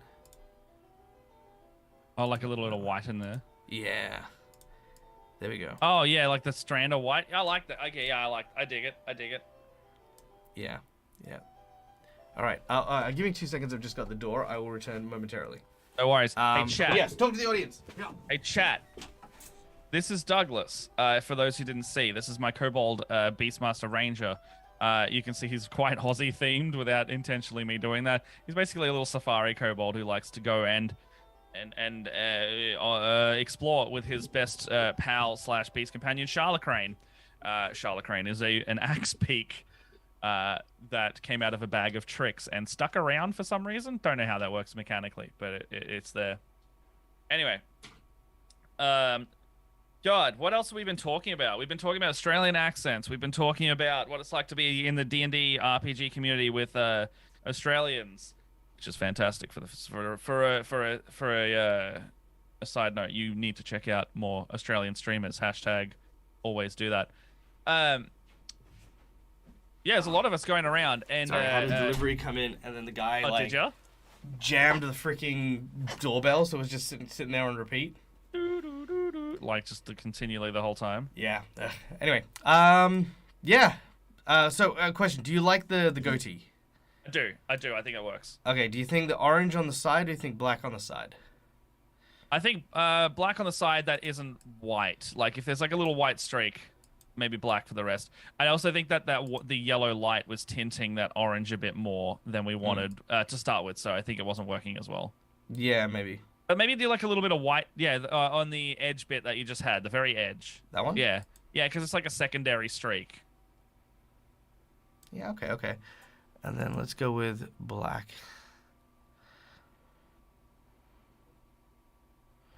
Where is... There it is. No? Okay, hold on. That one. All right, beautiful. All right, I think that'll do it. That looks good. All right. You look fantastic. I think he looks yeah, I think with the voice and with everything, that just looks great. Yes. Could you picture him talking like this? Right. Now, where are those blasted demons? Charlacrane, where are you? All right. Yes. Go again. Okay. You ready? Yes. Oh, you doing it? All right. Okay, Charlacrane, where are you? I can't find where you've gone. I've lost it. I've dropped me glasses. My sunglasses that I need to see in regular daylight have been misplaced. If anyone has seen it, type in 555-1555. Beautiful. 0118-999-88 something something IT crowd joke. All right. I just need to... There we go. Beautiful. Also, another pro tip: odd heads tend to also look a little bit weird when you move the eyes. Oh, so yeah. Always take the time to move the eyes independently. Position the eyes. Yep. There we go. Okay, beautiful. Now I am satisfied. All of my OCDs are now in check. I think this is going to be spectacular, and it is coming your way. So, right now, thank you so much for coming and joining me this morning. It was an absolute pleasure to get to hang out with you and chill out and do some cool stuff. It's been a long time coming for sure, because we've been trying for almost a year now to get like even the same time on camera going. Whether it's been like failing to do it on mine or yours, or just a mix of both, or Jasper's or something's coming up. Yeah, exactly. It'd be awesome to do some more stuff. And we've got it's not going to be long before we get to hang out again, because we are scheduled to hang out and play some Red Dragon in next week, which is going to be it's going to be a blast. It's going to be an absolute blast. Yeah, do you mind if I drop my channel in the chat so people can keep up with that? Because we will be on Split the Party's Twitch for that one with my co-host Leia. Please do so. Do the pitch. Do the sign-off pitch. Oh, okay. So you can find me on Twitter at NoFunBrown, contrary to popular belief. So you will find things on there. You pretty much find all of Split the Party through there, but it's split_the_party on Twitter, youtube.com/splittheparty on YouTube, and Split the Party TV. It's linked in there on Twitch. That's pretty much the primary place you'll find all of us. I produce and create content and edit over there. Pretty much running the show for that one. And God, what else is happening? We just make comedy. We make TTRPG. We've actually If you like Survivor, actually, I'll pitch this. It's coming out later today because I was literally trying to edit this before the show. We make a react series where we react to see the latest season of Survivor, Survivor 42, and we are a little bit behind on the where the live is, but it takes about it takes time to edit stuff. So we have a 6th episode of that coming out literally today, as long as the copyright strikes don't happen again. It was supposed to come out an hour ago. However, Content ID system thinks that fair use is not fair use, so I've had to re-edit that. Yeah, youtube.com/split the party to see that one. God, what else is happening? I'm a professional DM. You can hire me for games, either in Start Playing on Fiverr, or hit me up on Discord or Twitter or wherever. Wherever you see me, just go like, hey, Matt, can I hire you to play a game? And I'll say yes. I'll probably say yes. If you're new, also good as well. I'm great with new players. Dungeonmasterforhire.com.au, though, if you are local, we can actually come out to you and have platinum editions of all of the recent, 4 years of campaigns. Thank you so much for having me as well, by the way. No, my absolute pleasure. Thank you for being here. And yeah, please check out Split the Party on all the different things.